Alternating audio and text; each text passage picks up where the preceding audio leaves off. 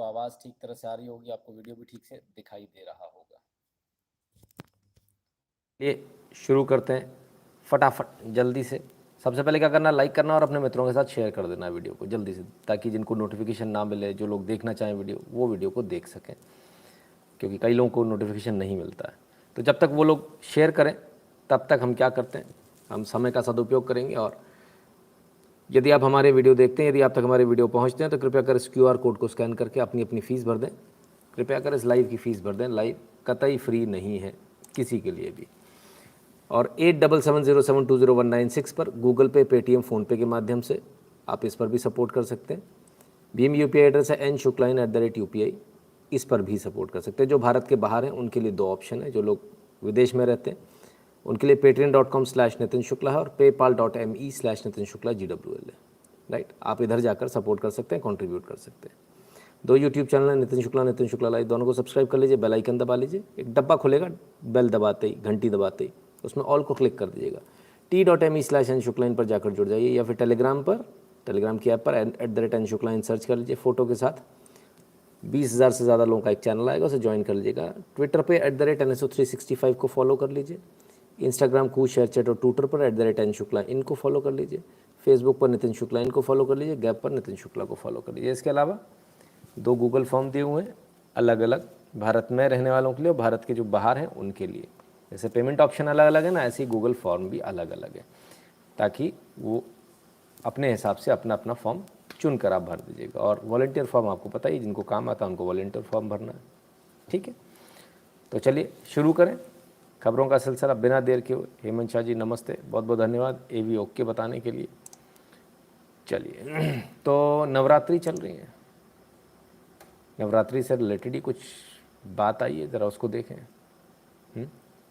और कैसे कैसे क्या क्या चल रहा है गरबे में आजकल। वो ऐसे ऐसे गाने चल रहे हैं। अभी हमको भी 11 बजे आ जाना चाहिए था, आज जल्दी हमने काम कर लिया था अपना, लेकिन आज वो इतना ज़्यादा डीजे वीजे बज रहा था और उस पर अली मौला टाइप गाने भी बज रहे थे। अब क्या करोगे, हिंदू अपनी कब्र खुद खोद रहा है, उसको दूसरे की आवश्यकता नहीं है।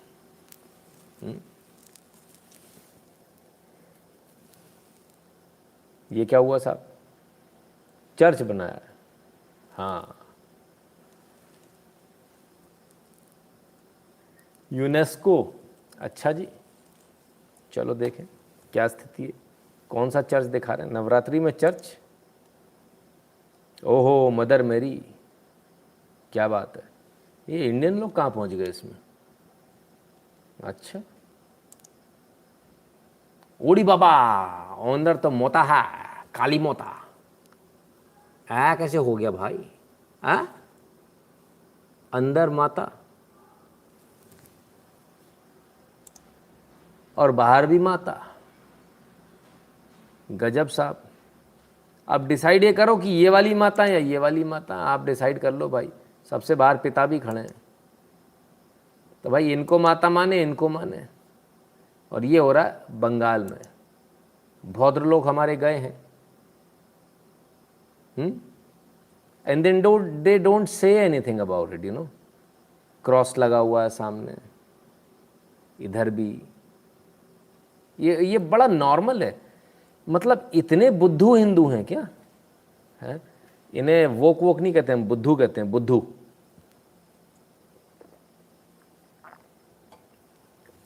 तो बंगाल में इतने बुद्धू हिंदू रहते हैं क्या? उनको यही नहीं पता कि उनको क्या पिलाया जा रहा है, धीरे से कैसे बुद्धू बनाया जा रहा है, कि सेक्युलरिज्म की ऐसी जहर पिलाया जा रहा है। आपको क्या बताकर भेजा जा रहा है? आपको कहा तो जा रहा है मंदिर जा रहे हो, अंदर काली माता मिलेंगी, धीरे से आपको कहाँ पहुँचा दिया? चर्च में पहुँचा दिया, पंडाल लगा दिया साहब। ये सब कुछ हो रहा है, बड़ा हैरान हूँ मैं देखकर कि इस पर कोई कुछ बोलता नहीं है। गरबे हो रहे हैं, गरबों में डीजे बज रहे हैं, डीजे में कोई वो गरबा किस लिए होता है जानते हैं? माता के लिए। कि भाई माता को प्रसन्न करेंगे, इसके लिए होता है। उनके लिए हम नाचते गाते हैं, उस खुशी में नाचते गाते हैं। अब गरबे में बॉलीवुड के गाने बज रहे थे, अब वो प्यार हुआ अल्लाह मियाँ वाला गाना आज बड़ा वायरल रहा हो, है ना। तो ये तमाम सारी बातें सब क्या करें अब इसके लिए। QR कोड स्कैन कर लीजिए सर, जी पे काम नहीं कर रहा था ना, QR कोड काम करता है। तो बड़े विचित्र बात है, बड़े कमाल की बात है कि ऐसी भी स्थिति है। गरबे में ऐसे गाने, भजन के नाम पर लोग आ रहे हैं। और वो कौन सा गाना गा रहे थे, वो कौन सा एक बड़ा अजीब सा कोई सा भजन गा रहे थे भजन के नाम पे। तो उन्होंने उसमें सारे जो है सारे ईश्वर अल्लाह तेरो नाम टाइप कर दिया उसमें। तो ऐसे भी चल रहा है और लोग ताली बजा रहे हैं। हाँ हाँ हाँ, हिंदू को पता ही नहीं है। प्रॉब्लम कहाँ है, हिंदू आंदोलित हो गया, उद्वेलित तो हो गया, लेकिन उसको समझ में नहीं आया करना क्या है। बस एक आंदोलन सा खड़ा हो गया, हो हिंदू हो हिंदू हिंदू हिंदू चारों तरफ। करना क्या नहीं मालूम है। और जब ऐसा होता तब क्या होता, बड़े बड़े डीजे लगा, आंदोलन का मतलब क्या, डीजे लगा लो। उद्वेलित होने का मतलब क्या, डीजे लगा लो, बड़े बड़े भोंपू लगा लो, अब बस हो गया काम। करना क्या नहीं मालूम है, लेकिन साहब बस कुछ तो भी करना है। और जब कुछ तो भी करने की स्थिति आती है तब ये स्थिति होती है। देवी भक्ति को उपासकों डीजे और लाउडस्पीकर की आवश्यकता क्यों है, कोर्ट का सवाल। तो कोर्ट का सवाल है भाई, देवी भक्ति के जो उपासक हैं उनको डीजे और लाउडस्पीकर की आवश्यकता क्यों है, बताइए भाई। कोर्ट भी अब ये सवाल पूछने लगा है। ये हमारी गलतियों की वजह से पूछ रहा है, क्योंकि हम जब लाउडस्पीकर बजाते हैं ना सर रात रात भर, तो कोई ना कोई जाता शिकायत करना, और जब जाता तो उसका नतीजा ये दिखता है। कभी हाईकोर्ट ने ये नहीं पूछा कि अल्लाह को लाउडस्पीकर की ज़रूरत क्या है, लेकिन देवी उपासकों को पूछ रहा है। ये हमारे यहाँ के कोर्ट्स की हालत है। कालिनी दुर्गा माता का पंडाल है, ऊबर सेक्युलर। हाँ, तो खैर आइए और देखें साहब। डांडिया गरबा के लिए लाउडस्पीकर डीजे बजाने की ज़रूरत नहीं, दूसरों को डिस्टर्ब किए बिना नवरात्रि मनाई जा सकती है, बॉम्बे हाई कोर्ट। ये लीजिए साहब, तो अब बॉम्बे हाई कोर्ट बताएगा कि क्या क्या आपको करना है और क्या क्या नहीं करना है। ठीक है, तो यानी कि लाउडस्पीकर, डीजे, गरबा, इसकी आवश्यकता नहीं है।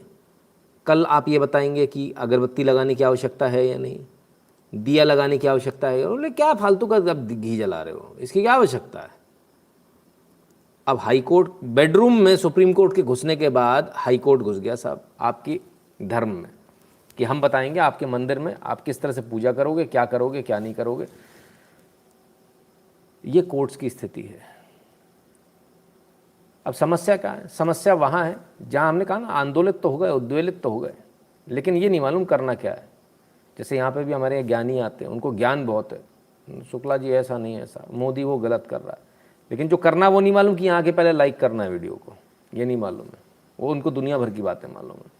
ऐसी स्थिति हिंदू की है, करना क्या है वो नहीं मालूम है, लेकिन डीजे लगा लो, जगराता करा लो, ये करा लो, ईजी है ना, बहुत ईजी है भाई। मंदिर के पुजारी को अगर आप बोलोगे तुमको घर घर जाना है, सबको प्रसाद देना है, सबसे बातचीत करनी है रोज़, तो उसके प्राण निकल जाएंगे। उसको ये बोलना है कि जो लोग नहीं आते उनको आपको मंदिर लाना है, तो उसके प्राण निकल जाएंगे। तो वहीं बैठा हुआ है और उसने क्या कहा, अब मुँह उतार के बैठ गया नवरात्रि से पहले।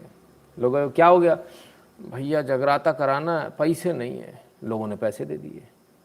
माता बैठानी है, पैसे नहीं, लोगों ने पैसे दे दिए। माता बैठ गए, भाई आजकल पैसे तो आदमी तुरंत देता है। माता बैठानी है, टेंट के, इसके उसके भंडारे के, सबके पैसे आ गए, काम हो गया बैठे बैठाए, काम ही नहीं करना पड़ा।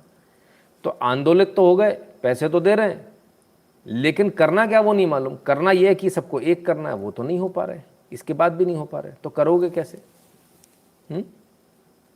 कैसे करेंगे? और फिर क्या करेंगे? जब हमने कहा ना कि जब लोगों ने पैसा दिया, जगराता कराना, ये कराना है, डीजे लगा लिए, बड़े बड़े माइक लगा लिए, तो 4 लोगों ने कंप्लेंट भी कर दी, भाई 10 बजे के बाद बज रहा है। फिर वो पुलिस का केस भी बनता है, फिर परेशानी भी होती है। लोग इन्हीं सारी चीज़ों को लेके कोर्ट में भी जाते हैं। अब ये तो 10 बजे के बाद का नहीं है केस, तो 10 बजे के पहले का है। उनका कहना है दिन में भी ज़रूरत नहीं है बजाने की। नवीन जी धन्यवाद। उनका कहना है दिन में भी ज़रूरत नहीं है बजाने की। क्या ज़रूरत है बजाने की? क्यों तुमको दूसरों को डिस्टर्ब कर रहे? भैया तुमने बैन रात के 10 से सुबह 6 बजे लगाया ना दादा, तो रात के 10 से सुबह 6 बजे के बीच में कोई नहीं बजा रहा, और जो बजा रहा है वो गलत कर रहा है, अपराध कर रहा है। फिर वो उसके ऊपर FIR होगी, वो जेल जाएगा, सामान जब्त होगा, फिर रोना मत कि क्यों बजाया साहब। बड़े कमाल की बात है साहब कि कहते हैं कि इसमें आवश्यकता नहीं है आपको डीजे बजाने की, गरबा करने की, फिर क्या करें? अच्छा, गरबा नहीं करें, गरबा करने की आवश्यकता नहीं है। वो अदनंगे कपड़े पहनकर बेहूदगी के साथ डांस करें, एक स्कर्ट उचका उचका के, तो ठीक है। वो इतनी सी वाली स्कर्ट पहनी तो बिना उचकाई काम चल जाता है, लेकिन फिर भी उचकाई जाती है, वो ठीक है, उस पर कोई कुछ नहीं बोलेगा। यहाँ पूछा जा रहा है देवी के उपासकों को क्या ज़रूरत है डीजे बजाने की, क्या ज़रूरत है लाउड स्पीकर लगाने की, उधर पूछ लो। वल्लाहु अकबर करने के लिए क्या ज़रूरत पड़ती है भाई माइक की, स्पीकर की? वहाँ तो किसी ने नहीं पूछा। दिन में 5 बार भूल जाता क्या ऊपर वाला, तो नीचे वाला लाउड स्पीकर लगा के वहाँ तक आवाज़ पहुँचा देता ऊपर तक। बड़े कमाल की बात है सर, ये कोर्ट है हमारे यहाँ की जो एक तरफा है। कमाल है, बड़े बुरी हालत है, क्या बोले। 1:30 बज गया, हमारी झोपड़पट्टी बज रहा है। हाँ, ये गलती है, नहीं करना चाहिए ऐसा। अभी हमारे लाइव में भी पिछली बार भी किसी ने कंप्लेंट करी थी कि बोले पुलिस कंप्लेंट कर दूं क्या, 100 नंबर घुमा दूं क्या? तो फिर ये वाली बात होती कि हिंदू ही हिंदू के खिलाफ खड़ा होता है। केवल जी धन्यवाद आपका, है ना। तो ये स्थिति होती है। तो उससे बचने का क्या उपाय है? उससे बचने का एक बहुत सिंपल सा उपाय है, और वो उपाय क्या है कि हम हद में रहकर काम करें तो बहुत अच्छा होगा। नहीं तो कोर्ट भी इंटरफेयर करेंगे और सब लोग इंटरफेयर करेंगे, और फिर आपके पास कोई उपाय नहीं होगा। ठीक है ना। खैर, तो ये हमको सोचना है, आंदोलित होने उद्वेलित होने से काम नहीं बनेगा, हमको थोड़ा समझदारी से भी काम करना पड़ेगा। हमारा पर्पस क्या है? मंदिर का पर्पस क्या है? संगठन का निर्माण होना। क्या संगठन का निर्माण हो पाया? वो नहीं हो पाया। मंजीत कुमार जी ने लिख दिया, ज़रूरत है ही नहीं, अपने घर में तैयार होकर ध्यान करके माता का, देवी का भक्ति कर सकते हैं। बराबर है। फिर आप इकट्ठे कैसे हो गए? मंदिर is a source of power. तो सोर्स ऑफ पावर कहाँ हो पा रही है? वो घर में कहाँ इकट्ठे हो पाओगे? तो मंदिर में बेसिकली क्या, एक समय पर आकर आरती करनी है। वो आरती तो हो नहीं रही है। जगराते के नाम पे आप इतना डीजे वीजे लगाओगे, सब करोगे, तो बड़ी परेशानी होगी। और हमको भी होती, पिछली बार आपको आवाज़ आ ही रही थी। आज भी 11 बजे लगभग पूरी तैयारी थी, हमने कहा आज 11 बजे का, पर किस्मत ही अच्छी नहीं। और दनादन दनादन दनादन बजता ही रहा, बजता ही रहा, बजता ही रहा, बजता ही रहा। अब बोलो तो फिर वो ये वाली बात हो जाती है, अरे साहब आप धर्म के काम में बोल रहे हो। तो बोलने से भी बचता है आदमी। और फिर हम जैसे के ऊपर तो ज़्यादा जिम्मेदारी आ जाती है। आदमी को, अरे आप तो दिन भर हिंदुत्व की बातें करते हो और आप ऐसी बातें कर रहे हो। मतलब रात के 2:30 बजे तुम किसी के बैंड बजा दो किसी की, गलत बात है। बजाना भी है तो उतनी आवाज़ में बजाइए जितने आपको आवश्यकता है। ऐसा नहीं कि उसके बाहर भाई भाई करता हुआ पूरी दुनिया में जा रही है, लोगों को परेशानी हो रही है। इससे बचना चाहिए, इन अप्रिय घटनाओं से बचना चाहिए। कि दूसरे, अब आपको तो नहीं मालूम किसके घर में कौन बीमार है, आपको तो नहीं मालूम किसके घर में एग्ज़ाम चल रहे हैं, आपको तो नहीं मालूम कि किसको कल सुबह जो है ड्यूटी पे जाना है, ये नहीं मालूम आपको। और आपने भाई भाई भाई करके बजा दिया, उसकी नींद खराब होगी, फिर वो पुलिस बुलाएगा, पुलिस डीजे बंद करा देगी, सामान जब्त करके ले जाएगी, फिर बुरा लगेगा, फिर लोग वीडियो बनाएंगे, देखो पुलिस ले जा रही है। गलती तो अपने पार्ट पे है। आंदोलित होने से काम नहीं होगा सर, है ना। खाली बड़े डीजे लगा के तेज आवाज़ कर देने से हो जाएगा? मतलब हमारा कंपटीशन वो 5 टाइम वालों से हो गया? बड़ी अजीब बात है। ऐसा कंपटीशन हो रहा है, आवाज़ का कंपटीशन हो रहा है। ये कंपटीशन तो मुझे नहीं लगता कि हमको करने की आवश्यकता है। हमको बहुत सोचने समझने की आवश्यकता है। ये बहुत टर्निंग पॉइंट है सभी के लिए, इसलिए बहुत सोच समझ के काम करें तो बेहतर होगा। हमको संगठन बनाने की आवश्यकता है, असेंबली की ज़रूरत है, एक जगह पर इकट्ठे होने की ज़रूरत है। वो तो कर नहीं पा रहे। एक दूसरे से पूछने, एक दूसरे के परिचय करने की ज़रूरत है, भैया कौन हो, हैं? तो वो तो नहीं हो पा रहा। उसकी जगह क्या हो रहा है? उसकी जगह ये सब चल रहा है। तो इससे पर्पस सॉल्व नहीं होगा।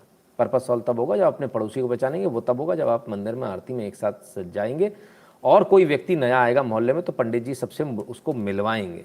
ये पंडित का काम होता है। पंडित वो कर ही नहीं रहा है। ठीक है ना। चलो खैर, फिर कहेंगे मोदी हिंदुओं को त्यौहार नहीं मनाने दे रहा, मौलाना मोदी। सही बात है, फिर मौलाना मोदी हो जाएगा। चलिए, मोदी जी की बात हो गई तो आइए मोदी जी की बात कर लगे। हाँ तो आइए। हाँ, ये क्या है? वंदे भारत। अरे वाह भाई, ओलो गार्ड बन गया तो भैया। हरी झंडी दिखा रहे हैं, जेऊ दिखा रहे हैं अंदर से, ट्रेन में से नई ट्रेन आ गई भैया, ट्रेन चल रही है। हाँ हाँ हाँ, क्या बात है भाई, हरी झंडी दिखा दी ट्रेन को मोदी जी ने। वंदे भारत एक्सप्रेस, अंदर बैठे आए। ये कौन लोग हैं भाई? ये कौन लोग हैं? किनके साथ बैठे हैं? बड़ी बातचीत हो रही भाई। अरे ये कौन लोग हैं भाई, कितनी सुंदर लग रही है, मतलब आप देखिए ज़रा, वाकई में क्या तारीफ करें भाई। पारंपरिक ड्रेस की कुछ बात ही अलग होती है। अब एक बार फिर से पिछली फोटो पे ले जाते हैं। अब इनमें से आप खुद मैं कुछ नहीं कहूँगा, मैं आपके सामने दो ऑप्शन रख रहा हूँ। एक ऑप्शन ये है ड्रेस का, एक ऑप्शन ये है महिलाओं को और पुरुषों को, जिनको जो पसंद आ रहा हो बताइएगा। दो ऑप्शन है, ये दोनों मॉडर्न ऑप्शन है ना, साड़ी भी मॉडर्न ही है, कोई पुराना नहीं है ना, ये दोनों मॉडर्न ऑप्शन है, ठीक है। और ये जो है ना, ये पुराना पुराना वाला ये ऑप्शन है। अब आप मुझे बता दीजिए कि ज़्यादा बेहतर या ज़्यादा सुंदर कौन सा ऑप्शन लग रहा है, फिर हम आगे बात करेंगे। और ये नए ऑप्शन है, ये तो खैर कर्मचारी हैं हमारे, हालांकि रहन सहन के हिसाब से भी चीज़ों को ढाला गया है, परिवर्तित किया गया है, पर ये जो पारंपरिक वेशभूषा है भाई, ये तो गजब कर देती है, गजब कर देती है। नहीं, कितनी सुंदर लग रही है, देखिए कमाल है भाई।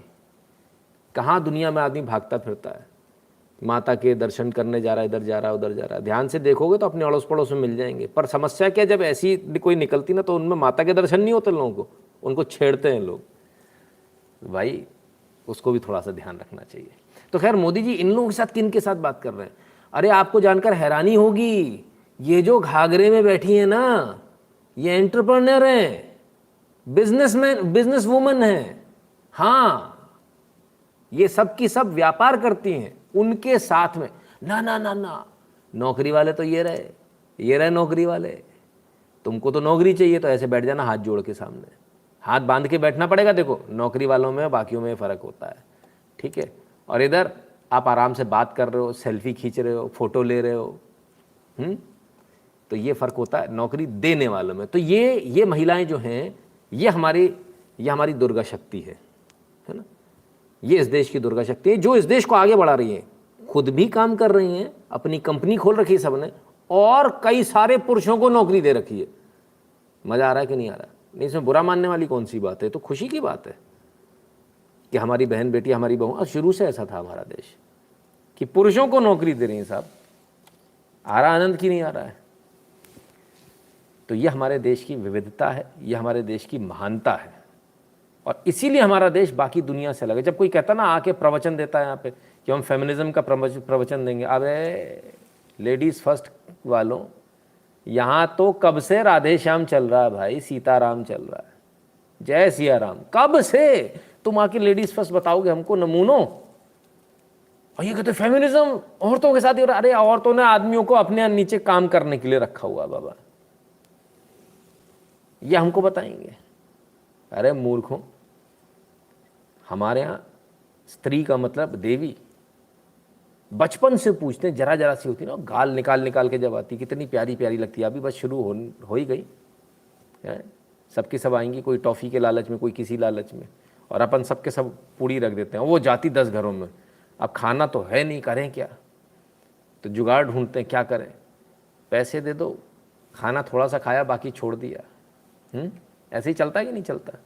तो खैर, बहुत किस्मत वाले होते हैं वो लोग जिनके घर में देवियों के, ऐसी छोटी बच्चियों के देवियों के पैर पड़ते हैं। साक्षात माँ आपके दरबार में आती हैं, किसी न किसी बच्ची के रूप में आपके घर में आती हैं, सॉरी, ठीक है ना, अपना दरबार लगाती हैं।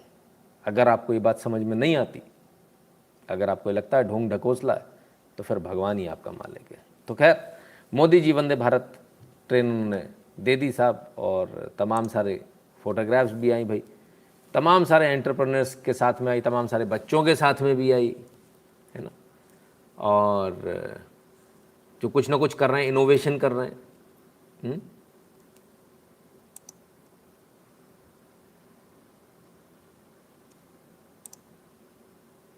तो ये तमाम सारे लोग मोदी, क्या किस्मत है बताइए, कैसे बात कर रही हैं, आराम से बैठ के, झुक के आराम से। प्रधानमंत्री मोदी, दुनिया का सबसे ताकतवर आदमी, दुनिया का सबसे बड़ा पसंद किया जाने वाला लीडर। भाई किस्मत तो इन्हीं लोगों की है। लो भाई, झंडी दिखा दी गई और ये गई। तो खैर, ये तमाम सारी बातें, और अहमदाबाद मेट्रो की भी तस्वीरें थी, वंदे भारत की भी तस्वीरें थी। अहमदाबाद मेट्रो भी आज से स्टार्ट हो गई, वंदे भारत भी स्टार्ट हो गई, दोनों ही ट्रेनें स्टार्ट हो गई। तो कहाँ से कहाँ चल गई साहब, जरा देखें। आइए, मुंबई अहमदाबाद वंदे भारत एक्सप्रेस, मुंबई अहमदाबाद के बीच आज से चलेगी Vande Bharat express. Flag of से पहले रेलवे ने जारी किया शेड्यूल। तो मुंबई और अहमदाबाद के बीच में वंदे भारत चला गई।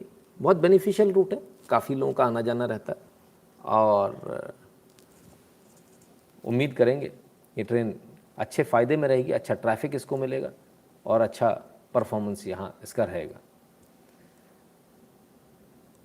तो खैर, कुल मिलाकर ये तस्वीर, ये भारत की तस्वीर, और तमाम तरह से आप देख रहे हैं प्रधानमंत्री मोदी ने तो रोड शो आज करके, मतलब 2 दिन से उनका चल ही रहा है, तो बड़ा गजब कर दिया उन्होंने। उनका जो शो है उसको देखकर तो लोग बड़े परेशान हैं। जहाँ से जाते हैं वहाँ लोगों की लाइन लग जाती है। प्राइस हाई है बहुत, तो सर सुविधा के लिए पैसे तो देने पड़ेंगे, फ्री में कैसे मिल जाएगा? ठीक है ना। तो चलिए साहब, मोदी जी ने उद्घाटन कर दिया, दुनिया भर का पता नहीं क्या क्या किया होगा। देखें, सड़क रोक दी होगी दुनिया भर की। ये क्या हुआ, ये क्या हो गया भाई? ये दिल्ली की कार है तो मोदी जी की कार लग रही है, ये पता नहीं ये क्या चक्कर हुआ भाई। देखें ज़रा, काफिला रुक गया भाई किसी कारण से। क्यों रुका? ये व्यक्ति एकमात्र ऐसा व्यक्ति है जो प्रधानमंत्री होने के बाद भी ऐसा लगता नहीं कि देश का प्रधानमंत्री है। आज मैं आपको दिखाता हूँ सिंप्लिसिटी किसे बोलते हैं। आइए देखें। को रोक दिया। इस घटना की तस्वीरें भी एबीपी न्यूज पर मौजूद है। प्रधानमंत्री मोदी इस वक्त गुजरात के 2 दिवसीय दौरे पर हैं। आज सुबह उन्होंने मेट्रो का उद्घाटन भी किया। आज जब उनका ये काफिला निकल रहा था, उसी समय एक एम्बुलेंस के सायरन की आवाज प्रधानमंत्री के कानों में पड़ी और उसके बाद उन्होंने अपने काफिले को एक साइड रुकवा दिया और उस एम्बुलेंस को जाने का रास्ता दिया। ये तस्वीरें उस समय की जब प्रधानमंत्री नरेंद्र मोदी ने अपने काफिले को रुकवाया और गांधीनगर वो जा रहे थे। अहमदाबाद से गांधीनगर का ये रास्ता, जिस बीच में प्रधानमंत्री नरेंद्र मोदी थे, और उसके बाद एक एम्बुलेंस के सायरन की आवाज सुनकर प्रधानमंत्री नरेंद्र मोदी ने इस एम्बुलेंस को आगे बढ़ने का रास्ता दिया। तो पीएम का काफिला रुका। हालांकि प्रधानमंत्री नरेंद्र मोदी, भारत के इतिहास में पहली बार ऐसा मैंने देखा है, अगर आपको याद है तो मुझे ज़रूर बताइएगा। मैंने भारत के इतिहास में पहली बार ऐसा देखा है कि प्रधानमंत्री का काफिला साइड में हो गया हो हाईवे पर और एम्बुलेंस को जगह दी गई हो, कि सड़क पे से उतर गया हो काफिला, प्रधानमंत्री का काफिला, और एम्बुलेंस को जगह दी गई हो। मैंने इससे पहले कभी नहीं देखा, कभी नहीं देखा। ठीक है, यदि आपने देखा हो तो ज़रूर हमको वीडियो भेजिएगा, हम कल वो वीडियो भी बताएंगे, वो वीडियो भी दिखाएंगे। अब देखिए सिंप्लिसिटी, देखिए सर किस कदर सिंप्लिसिटी होती है। उस सिंप्लिसिटी को भी देखिए। प्रधानमंत्री हैं, बाकी प्रधानमंत्री अकड़ में चलते थे, ये प्रधानमंत्री ऐसे हैं जो बिल्कुल प्यार से आराम से चल रहे हैं। सायरन सुनाई दिया, साइड में हो गए, एम्बुलेंस को जाने दो। तो ये सिंप्लिसिटी आपको हर किसी में नहीं मिलेगी। ये सोच भी नहीं पाते भाई, यहाँ तक सोच ही नहीं जाती आदमी की, करें क्या, बेचारे परेशान हैं लोग। खैर, और ये यही कारण है कि लोग इनको पसंद करते हैं। ज़रा देखें काफिला कहाँ कहाँ से गया, किस किस ने पसंद किया। ओ हो, टोपी टोपी टोपी टोपी टोपी, अरे खाइसी खाइसी बात कर रहे हैं, मोदी तो मुसलमानों का कातिल है। ये कैसे हो गया भाई? ओफ ओफ ओफ ओफ ओफ, अरे भाई भाई, इतने सारे मुसलमान ही मुसलमान। अंबाजी से लौट रहे थे मोदी जी दर्शन करके। क्या करेंगे, कैसे करेंगे, खातूना भी आई। अरे बाबा क्या बात करते हैं, हिजाब हिजाब सब आई। मैं तो मर गया। अरे बाबा, कॉन्स्टिट्यूशन में तो नहीं लिखा है, लेकिन फिर भी लोग आए हैं मोदी जी के लिए। ओफ ओफ ओफ, अरे रे रे रे रे। अब क्या करेंगे भाई, नरेटिव चल नहीं पा रहा भाई, हैं? नैरेटिव चल नहीं पा रहा। पूरे रास्ते में बिना मूंछों दाढ़ी वाले टोपी वाले लोग, अब क्या करें, तो बड़ी आफत है। मोदी लूट लिया, मौलाना मोदी, इसके लिए लोग आते हैं। बताओ, मुसलमानों से स्वागत करवा रहे हैं मोदी, मौलाना मोदी। हाँ सही बात है, मोदी ना ब्राह्मण हो गया किसी पंड उसका मंदिर का, देश का प्रधानमंत्री भाई, कॉन्स्टिट्यूशनल पोस्ट पे बैठा है, ठीक है ना। चलिए, हाँ ईवीएम फिर से हैक होगी सर, बड़ी बुरी तरह से हैक होगी। तो क्या मोदी जी के ही लोग दीवाने गुजरात में? नहीं साहब, गुजरात में भी नए एक और के लोग दीवाने। आइए देखें किसके, केजरीवाल जी के भी हैं। हेलो सर, नमस्ते सर, मेरा नाम विक्रम दंतानी है, मैं आपका बहुत बड़ा फैन हूँ। मैंने आपकी वीडियो सोशल मीडिया पे देखी थी, जो आप पंजाब में ऑटो रिक्शा ड्राइवर के घर खाना खाने गए थे। मैं भी एक गुजराती हूँ, मेरे घर क्या खाना खाने आओगे सर?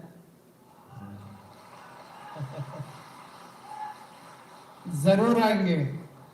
Thank you. पंजाब के ऑटो वाले के घर गए थे। पंजाब के ऑटो वाले भी प्यार करते हैं, गुजरात के ऑटो वाले भी प्यार करते हैं। तो आज शाम को आए, आज शाम को। हाँ हाँ सर, थैंक यू। कितने बजे? 8 बजे। मुझे लेने आओगे मेरे होटल पे अपने ऑटो में? हाँ हाँ, लेने आऊँगा सर। बहुत अच्छा। मेरे साथ गोपाल भाई और ईशुदान भी आ जाएं आपके घर खाना खाने। हाँ हाँ सर, हम तीनों आएंगे। हाँ हाँ ठीक है, ठीक है। Thank you. इसको बोलते हैं पॉपुलैरिटी।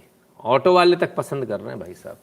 अब ये गए तो बीजेपी वालों को बुरा लग गया, आईटी सेल वालों को बुरा लग गया। आईटी सेल वालों ने क्या इनको बता दिया, बोले साहब इनके घर में तो मोदी जी की फ़ोटो लगी है। हैं बताओ, ये फैक्ट चेक हो गया भाई साहब, फर्जी है, फोटो नहीं लगी। फैक्ट चेक, ऑटो चालक के घर पर खाना खाने गए केजरीवाल, दीवार पर दिखी पीएम मोदी की तस्वीर। क्या है सच? क्या वाकई में पीएम मोदी की तस्वीर थी? नहीं भाई साहब नहीं है, देखो फैक्ट चेक हो गया।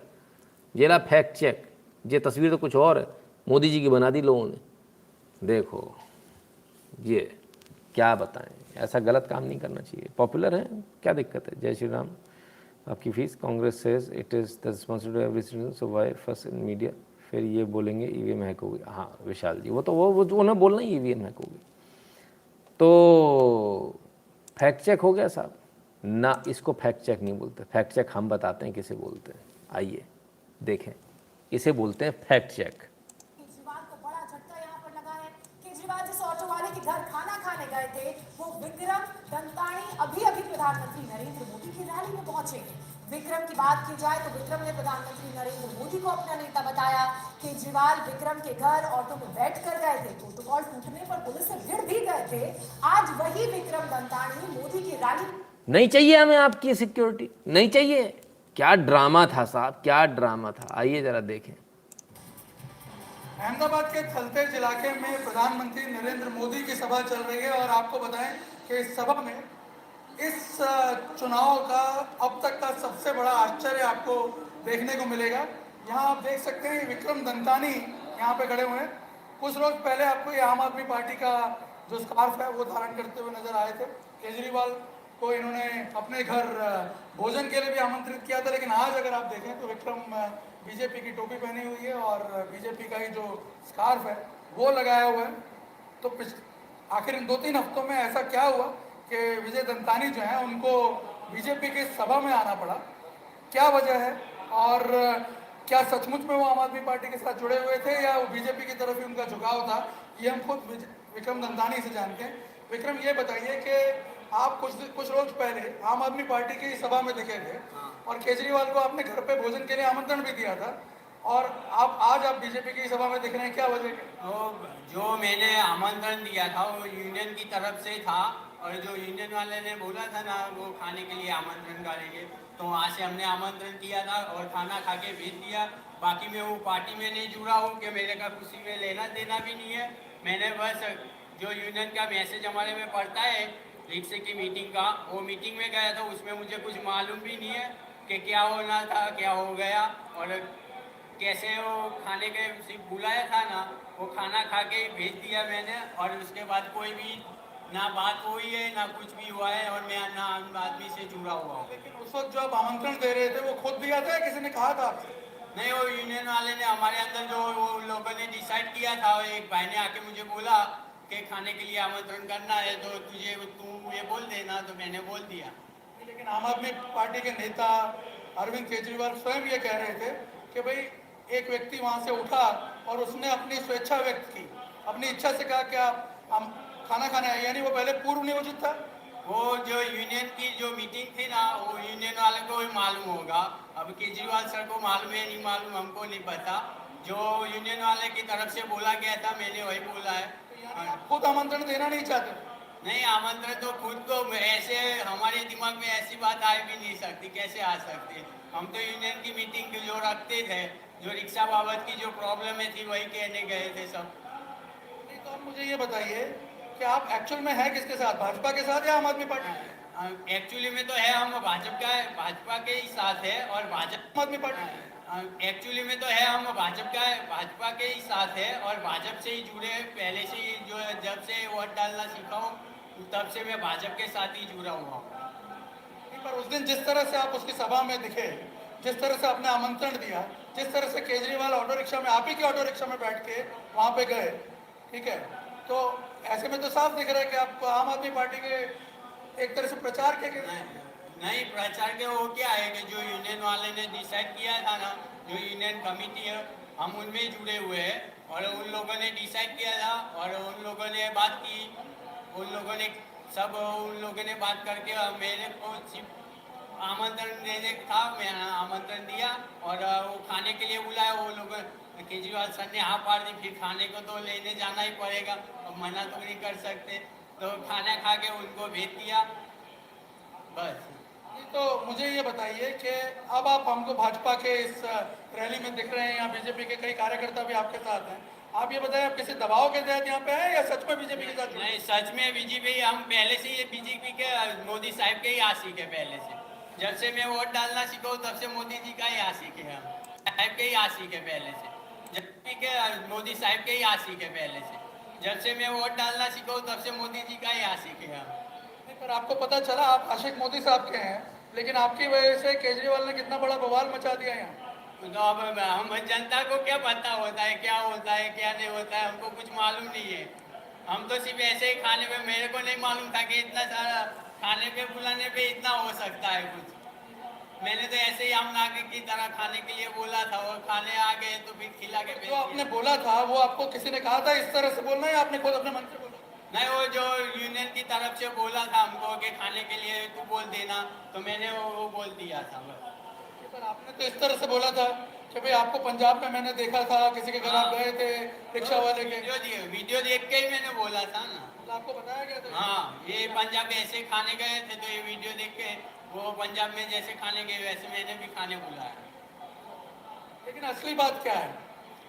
असली बात तो यही है, जो यूनियन की तरफ से खाने के लिए बोला गया था ना, वो मैंने आमंत्रण दिया, जो वीडियो पंजाब की देख के।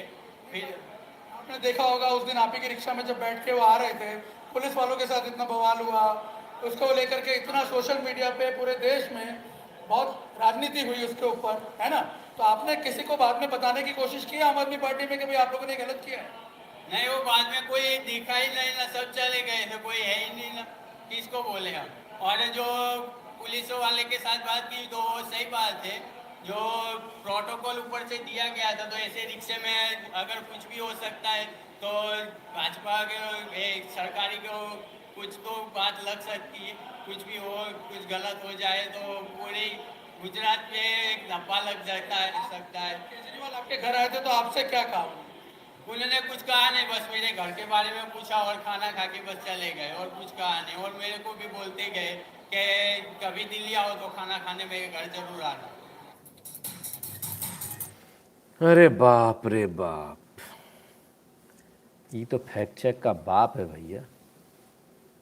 तो जिस ऑटो वाले के नौटंकी करने गए थे फेकरीवाल जी, फर्जीवाल जी, वो ऑटो वाला मिल गया, मोदी जी की रैली में घूम रहा था, नरेंद्र मोदी जिंदाबाद चिल्लाता वो घूम रहा था, भगवा टोपी लगा के और वो बीजेपी का पटका पहन के घूम रहा था। रे राम, घोर कलयुग है साहब। इसको गुज्जू बोलते हैं, गुजराती। हाँ, ये ऐसा ही होता है, तुमको पता नहीं चलेगा, तुम्हारी आंखों में से सुरमा गायब हो जाएगा बाबू, है ना। इसके सामने स्मार्टनेस नहीं, क्योंकि ये सबसे स्मार्ट है। इस बात का सबूत है, वो कितने बिलियन डॉलर का भी कल बताया था ना एक्सपोर्ट कर रहा है, ऐसे ही कर रहा है। येड़ा है क्या? येड़ा होता तो थोड़ी कर रहा होता, येड़ा हो रहा होता तो लालू प्रसाद के पीछे घूम रहा होता। तो ये गुजराती हैं साहब, बहुत स्मार्ट लोग हैं, और उसको मालूम है क्या करना है। यूनियन ने बोला, अब यूनियन ने बोला मतलब मैं क्या समझाऊं, सीधी सी बात है, यूनियन को पकड़ा इन्होंने, यूनियन का जो नेता उसको पैसे वैसे दिए होंगे कि ऐसा ऐसा ड्रामा कराओ। यूनियन के नेता ने एक बंदे को खड़ा करके ड्रामा करा दिया, हो गया ड्रामा साहब, बढ़िया PR हो गया, और साहब चिल्ला चिल्लू ली और दुनिया भर की बातें कर ली। हमको नहीं चाहिए सिक्योरिटी, मत लो ना तो मत ले, हम भी परेशान हो गए हैं। तो छोड़ दो दिल्ली में सिक्योरिटी, पंजाब में छोड़ दो। अरे साहब, अगर आपने काफिला देख लिया ना इनका सिक्योरिटी का, आप बेहोश होकर गिर जाएंगे। प्रधानमंत्री मोदी से बड़ा काफिला निकलता है इनका, इतना बड़ा बुरा हाल है इनका सिक्योरिटी वालों का। चलिए, तो हम बात कर रहे थे, हाँ अब इनकी क्या बात करना, मोदी जी की बात करें। तो मोदी जी क्या कर रहे हैं जब देखें, आइए।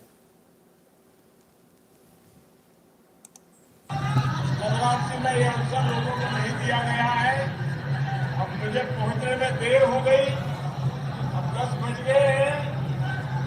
मेरी आत्मा कहती है कि मुझे कानून नियम का पालन करना चाहिए, और इसलिए मैं आप सबकी क्षमा मांगता हूं, लेकिन मैं आपको विश्वास दिलाता हूं कि मैं दोबारा यहां फिर से आऊंगा,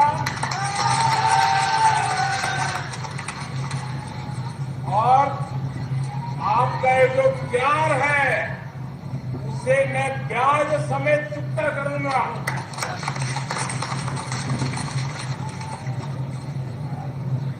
भारत माता की, भारत माता की।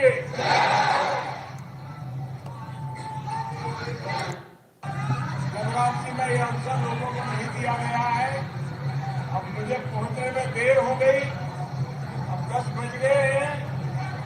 तो मेरी आत्मा कहती है कि मुझे कानून नियम का पालन करना चाहिए। अब 10 बज गए हैं। तो मेरी आत्मा कहती है कि मुझे कानून नियम का पालन करना चाहिए। तो इसलिए ऑटो वाले से लेके झाड़ू वाले से लेके हर आदमी प्रधानमंत्री मोदी का दीवाना रहता है।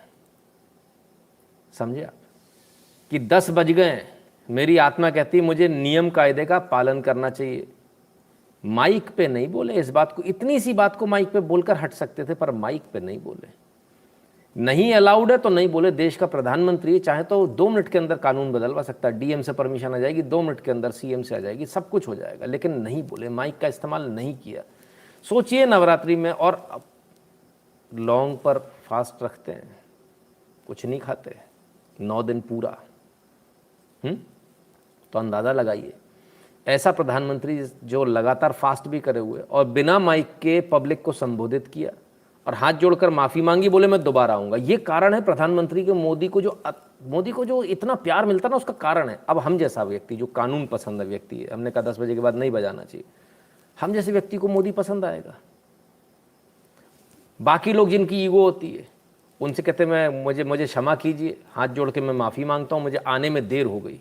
तो जो ईगो वाले हैं कि तेरी खैर नहीं बैर नहीं, उनको भी पसंद आ जाएगा, नहीं यार माफ़ी मांग के गया।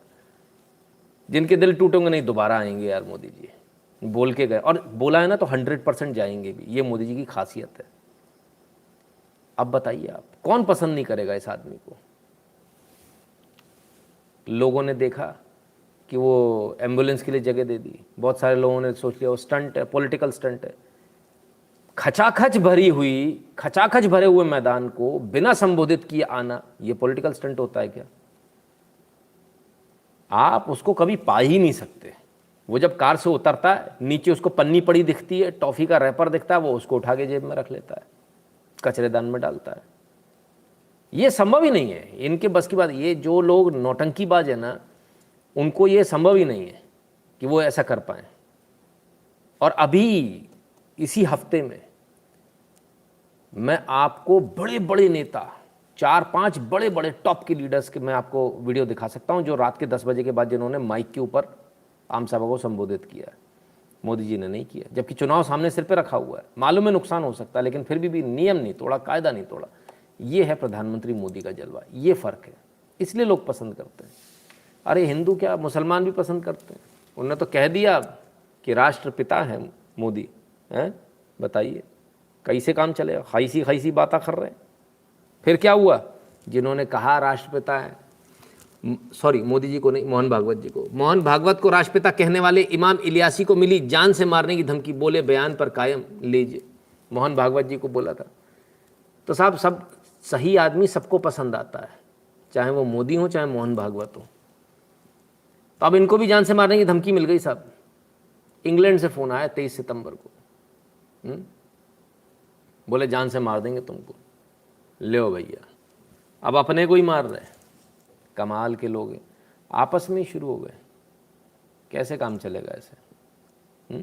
थोड़ा तो सोचिए, कुछ तो विचार कीजिए। खैर, इनका तो काम भाई लड़ाई झगड़े का ही है। हाँ, तो केजरीवाल जी की बात चली। केजरीवाल जी ने बहुत किया, एक वीडियो है साहब, पहले वीडियो देखिए, फिर समझेंगे आगे केजरीवाल जी का मामला। कहाँ जा रहे हो? दुकान पर बैठो और इसे आगे बढ़ाओ। पापा, दुकान आगे बढ़ाने के लिए मुझे दुकान पे बैठने की जरूरत नहीं है, बस बातें करवा लो मुझसे। लो भाई, दुकान आगे जो बेटर फ्यूचर की ओर ले स्किल तो सलाम करता है हर दिल। DSEU इंडिया की पहली स्किल एंड, हाँ, ये इसको प्रचारित किया जा रहा है। DSEU स्किल यूनिवर्सिटी, ये लोगों को इंग्लिश बोलना सिखाएंगे, ये लोगों को तमाम सारे और कोर्सेज सिखाएंगे जो उनके रोज़मर्रा की ज़िंदगी में काम आएंगे।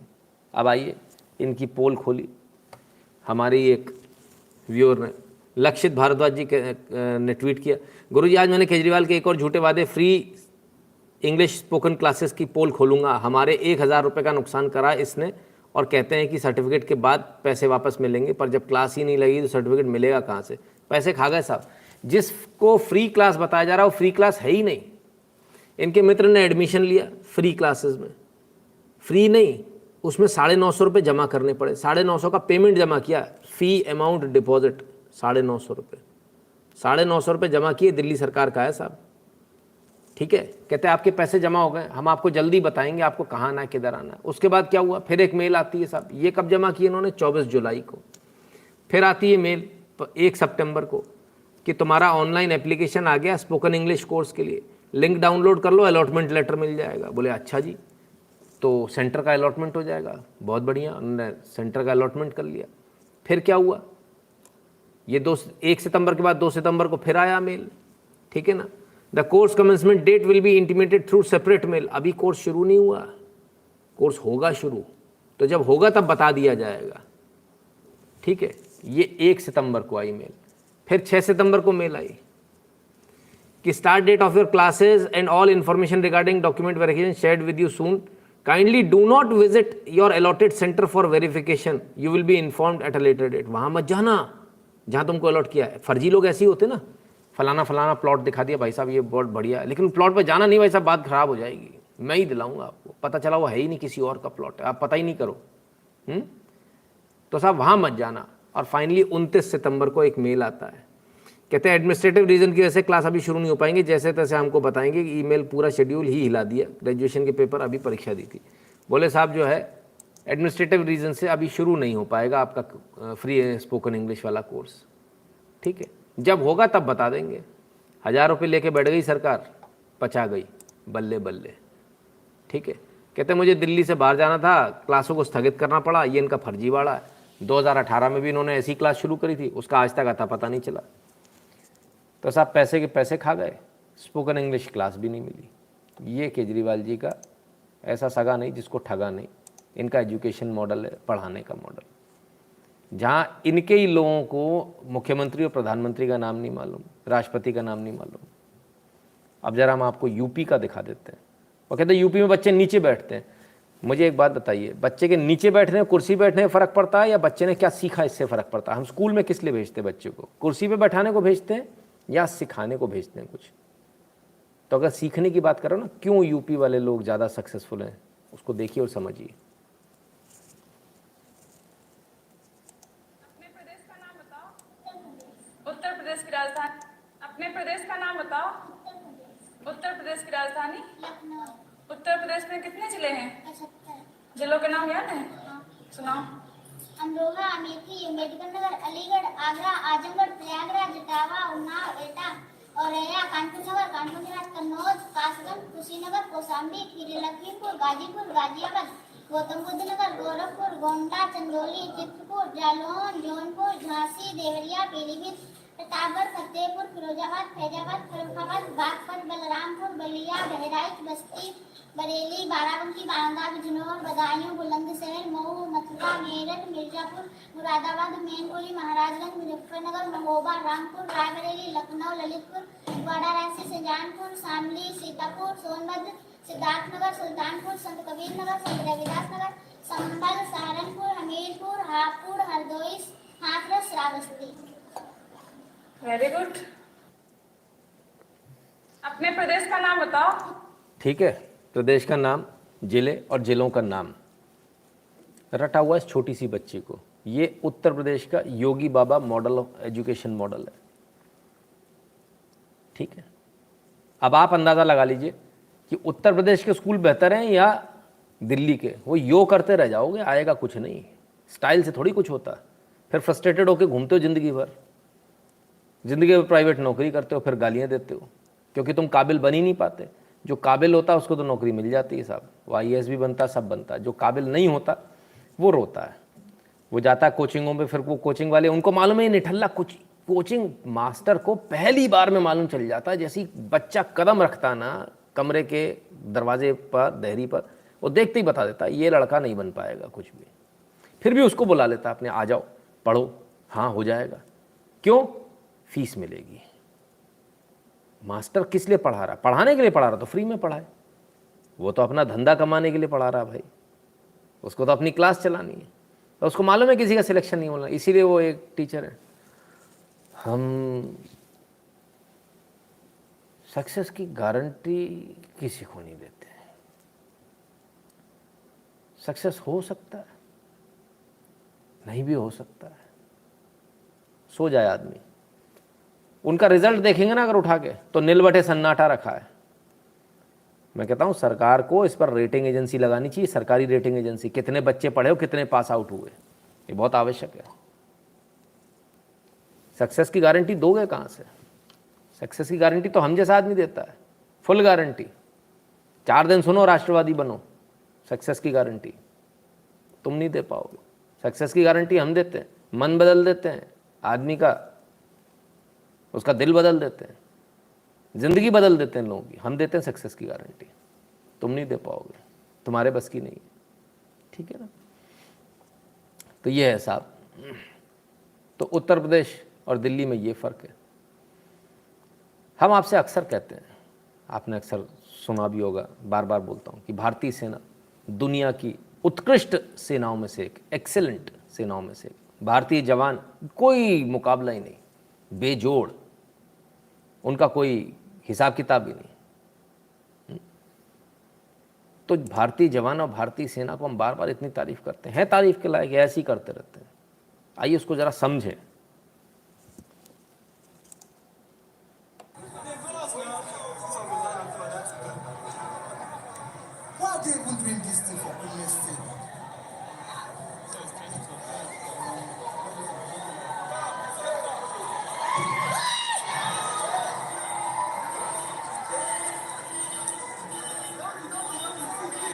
I wish I was one that captured him. I didn't know where he landed. On the 3, see the parachute, still up. Wahala dey o.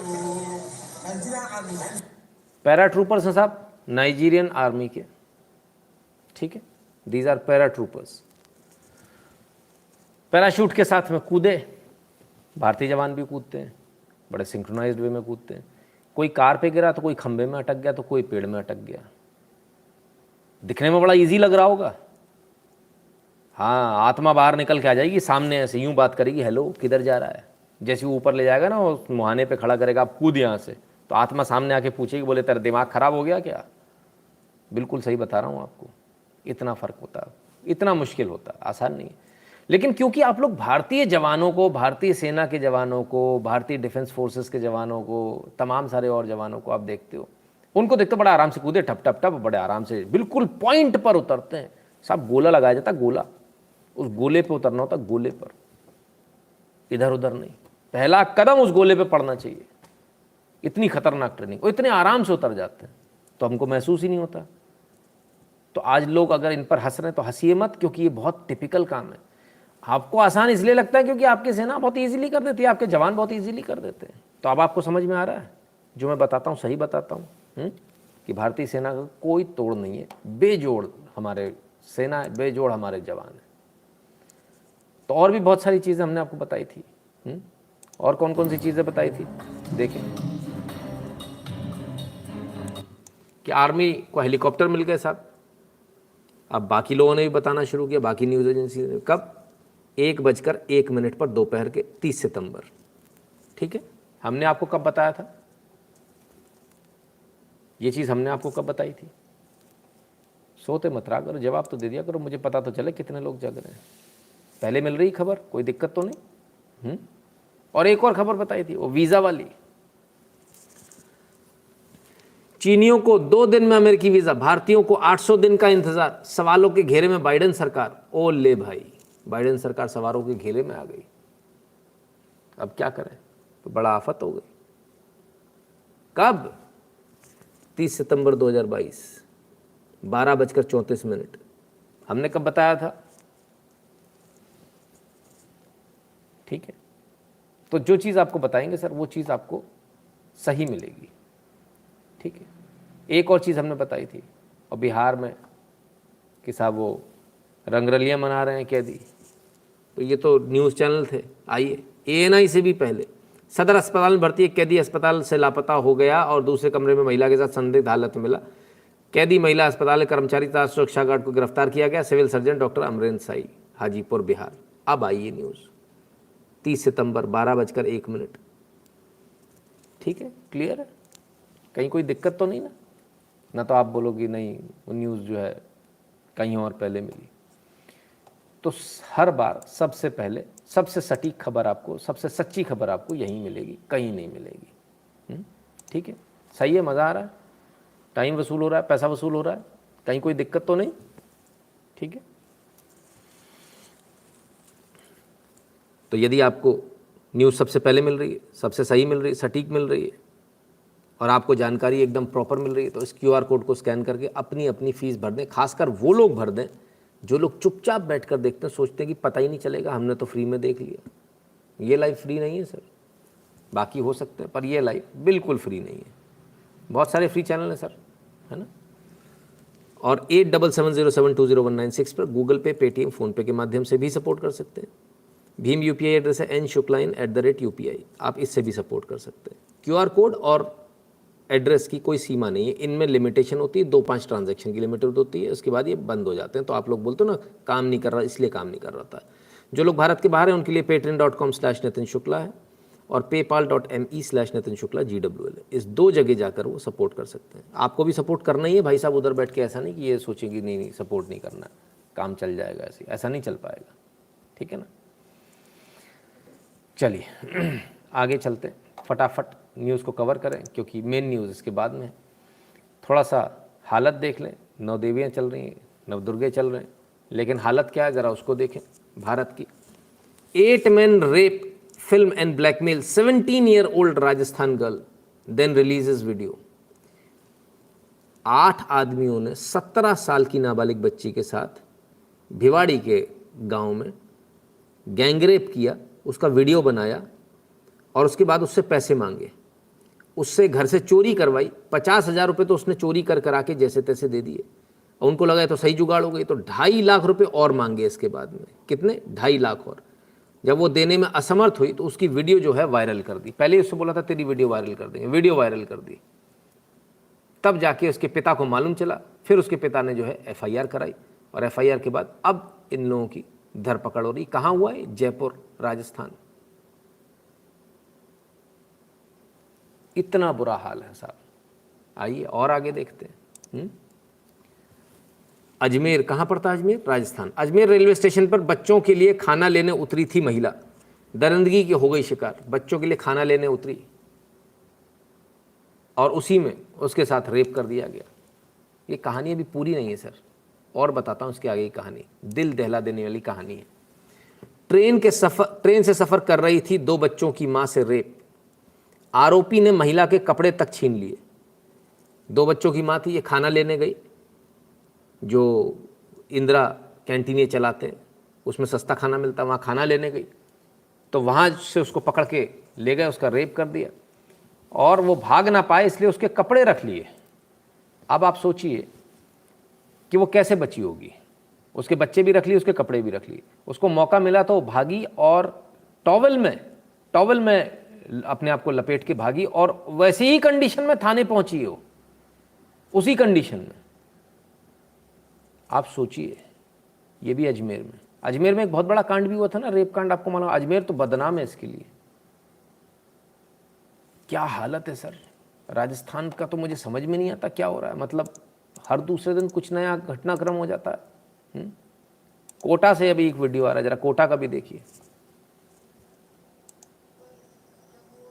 कली थे तो उन्होंने मतलब मेरे बयान लिए थे, तो मैंने उन्हें कुछ मतलब सच नहीं बताया था और मतलब उन्होंने मुझे डरा रखा था कि अगर तूने किसी का भी नाम लिया, अगर किसी का भी कुछ भी बोला तो तुझे है ना तेरे मम्मी पापा को फंसा देंगे जेल में और तुझे है ना मार देंगे जान से। तो उन्होंने मुझे धमका रखा था और मेरी बोलने की भी क्षमता नहीं थी, मेरे दांत वगैरह भी लग रही थी मुँह पे, तो मैं बोल भी नहीं पाई थी। तो इस चक्कर में मतलब मैं अब दोबारा 164 के दोबारा बयान देना चाहती हूँ कोर्ट में। तो मेरे मतलब को बयान ले और मतलब मैं बोलना चाहती हूँ और मेरे जो मुजरिम में उन्हें सजा मिलनी चाहिए।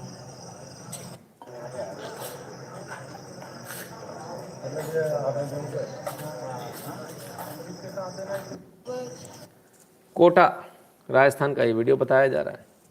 संतोष शुक्ल जी, धन्यवाद। इनके साथ भी गैंगरेप हुआ और सलमान, समीर, शाहरुख, अरबाज, साहिल को अरेस्ट किया गया। कोटा पुलिस ने इनको अरेस्ट भी किया। ये स्थिति है। और इनको बचाने वाला कौन था? एएसआई रौनक अली, वो इनको बचा रहा था। उसने बोल दिया तुम गवाही वाही मत दो, तुम्हारे पिता को मार देंगे, फलान कर देंगे, ढिकान कर देंगे। ये है वो स्थिति, ठीक है ना। तो साहब ये राजस्थान के अंदर ये हालत है। बड़े कमाल की बात है, समझ में नहीं आता कि आखिर कहाँ जा रहे हैं, कहाँ पहुँचेगा, किधर ले जा रहे हैं। तो खैर राजस्थान का ये हाल है। तो राजस्थान के हुक्मरान क्या कर रहे हैं, आइए देखें। ये बैठे हैं भाई साहब, ट्वीट भी कर रहे हैं। मल्लिकार्जुन खड़गे जी के कांग्रेस अध्यक्ष हेतु नामांकन भरने से पहले अंबिका सोनी जी, पवन बंसल, आनंद शर्मा, भूपेंद्र सिंह हुड्डा, मुकुल वासनिक, पृथ्वीराज चौहान, अश्विनी पांडे, फलान वरिष्ठ नेताओं के साथ एआईसीसी मुख्यालय में। अरे दादा, एआईसीसी मुख्यालय में मत बैठो, मुख्यमंत्री हो आप। बाहर बच्चियों के गैंगरेप हो रहे हैं, आपको राजनीति से फुर्सत ही नहीं मिल रही। ये अपने अध्यक्ष ही नहीं चुन पा रहे भाई। इन लोगों के साथ समस्या ही अलग है, कमाल है। और हालत ये है कि मैंने कुर्सी नहीं छोड़ी मुख्यमंत्री की। आज कांग्रेस अध्यक्ष की कुर्सी जो है बहुत मजबूत कुर्सी होती थी, सुपर पीएम कहते थे, लेकिन आज उसकी औकात ऐसी हो गई है कि मुख्यमंत्री भी कुर्सी छोड़ने को तैयार नहीं है। हमको अध्यक्ष नहीं बनना भाई, हम मुख्यमंत्री अच्छे हैं। तो ऐसे अध्यक्ष का करेंगे क्या है? कमाल है। इतनी बुरी हालत हो गई कांग्रेस की, कांग्रेस अध्यक्ष के पद की इतनी बुरी हालत, ऐसी दुर्गति कि मुख्यमंत्री आप बीजेपी का, हालांकि कांग्रेस का अध्यक्ष बीजेपी से हमेशा स्ट्रांग रहता है, लेकिन फिर भी बीजेपी में भी अगर किसी से बोलेंगे ना बीजेपी का अध्यक्ष बनना, तो आदमी तुरंत कुर्सी छोड़कर आ जाएगा। मुख्यमंत्री बोले मुख्यमंत्री कुर्सी में क्या रखा है, पूरी पार्टी के अध्यक्ष बनेंगे। कमाल है। चलो साहब आइए और देखें और क्या हो रहा है। एआईसीसी कार्यालय में कांग्रेस के वरिष्ठ नेता सांसद शशि थरूर ने दिल्ली में एआईसीसी कार्यालय में कांग्रेस अध्यक्ष पद के लिए अपना नामांकन दाखिल किया। इन्होंने भी दाखिल कर दिया। खूब सारे लोग कर रहे हैं साहब, और लोगों को भी करना चाहिए, पर बनेगा वही जिस पर मेहरबानी होगी मैडम की। तो खैर बच्चा नहीं आया, बच्चा कहाँ है, बच्चा नहीं मालूम चल रहा। उसने भरा कि नहीं भरा, कहीं और ही घूम रहा है उसको। किसी और दुनिया में। आइए देखें। तो एयरक्राफ्ट में मसूद अजहर जी के साथ बैठकर के साथ बैठकर तो एयरक्राफ्ट में मसूद अजहर जी के साथ बैठकर मसूद अजहर जी, ओ माय गॉड, कमाल है साहब। एक ओसामा जी थे, एक मसूद अजहर जी वाले आए हैं। ये कांग्रेस के डीएनए में ही प्रॉब्लम है मुझे लगता है। कुछ समस्या है इन लोगों के साथ में, समझ में नहीं आता कहाँ समस्या है। कमाल के लोग हैं साहब, गजब के लोग हैं। अब ऐसे ऐसे मसूद अजहर जी बोल रहे हैं, फिर क्या?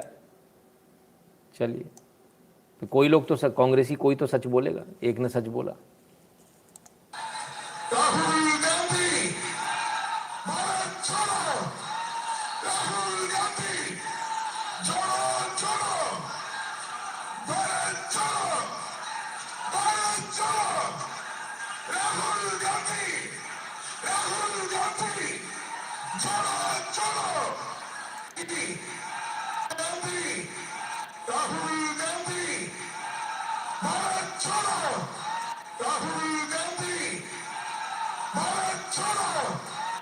भाई की अंतरात्मा ने गवाही दे दी, बाई गॉड की कसम।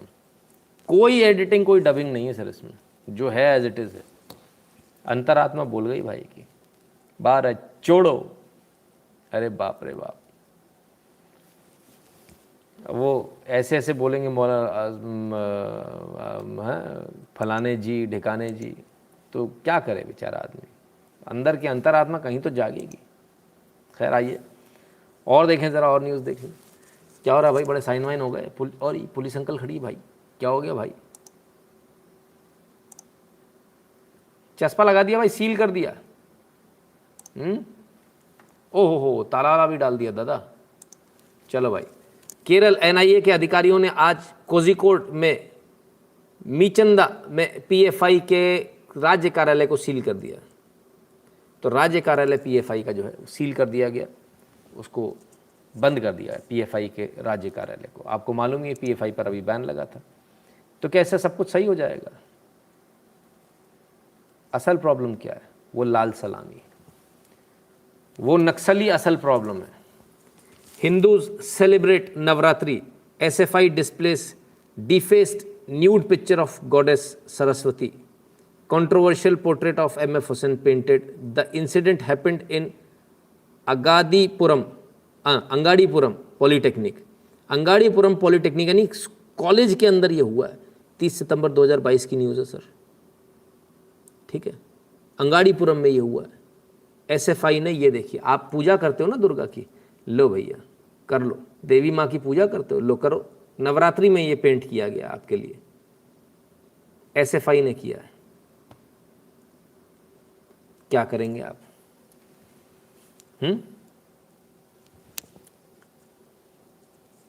अभी इनका कर दें तो अभी इनकी हो जाएगी। अभी बल्ला कल्ला की कर देंगे, फोटो लगा देंगे, तो अभी भड़बड़ाए घूमेंगे। उनकी न्यूड फोटो लगा दो तो भड़बड़ाए घूमेंगे सारे के सारे। कमाल है, ये स्थिति है सर। क्या करोगे आप? हिंदुओं की स्थिति बहुत ख़राब है, बहुत ही ज़्यादा ख़राब है। आइए और देख लें हिंदुओं की स्थिति कहाँ है। उत्तर प्रदेश में कौन सी अच्छी है?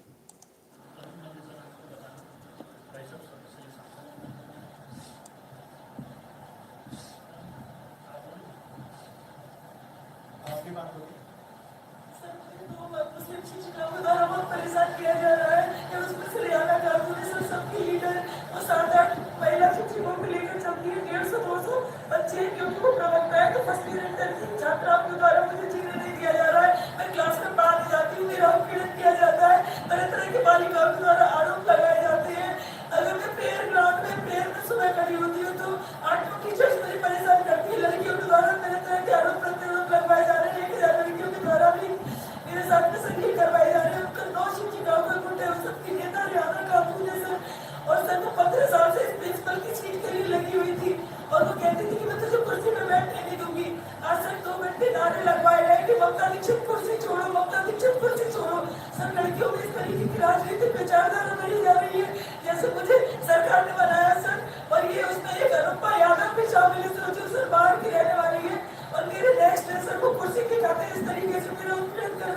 और सर अब मेरा इतना जीना दूर हो गया है कि मैं करने के अलावा और मेरे पास कोई चारा नहीं है। मेरे 2 छोटे छोटे बच्चे, सर मुझे अपने घर जाने में भी एक्टिवा से डर लगता है। 8-9 टीचर मिलकर मेरा क्या हो रहा है करेंगे, क्योंकि 150-200 लड़कियां भी इस तरीके का कर रही है।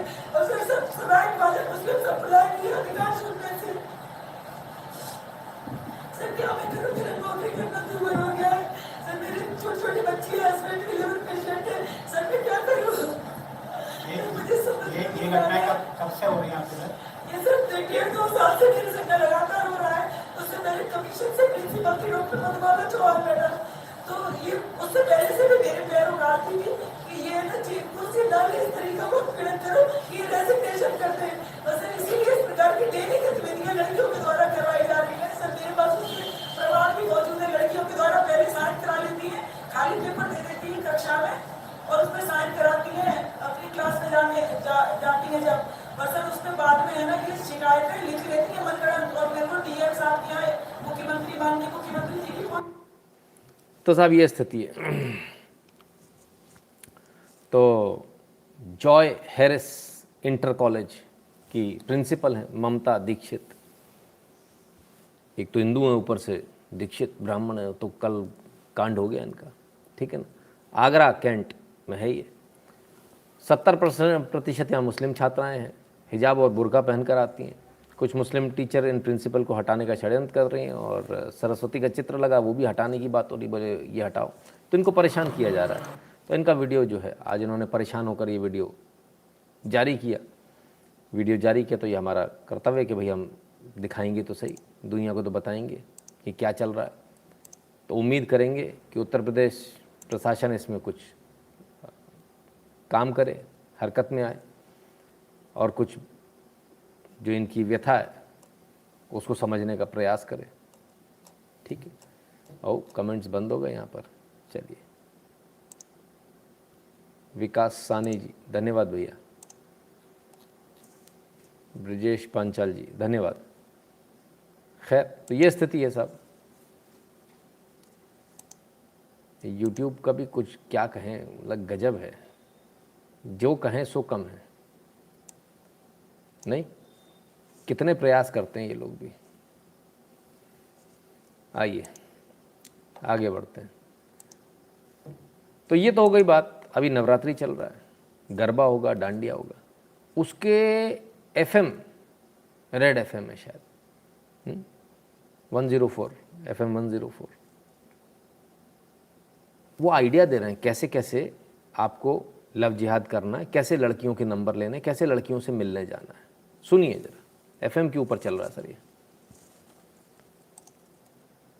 Register on the app to choose the dandiya place for that night और सारा डेटा हमारे पास। फिर हम प्रोफाइल चेक कर वहाँ dandiya, Girls will register on the app to choose the dandiya place for that night और सारा डेटा हमारे पास।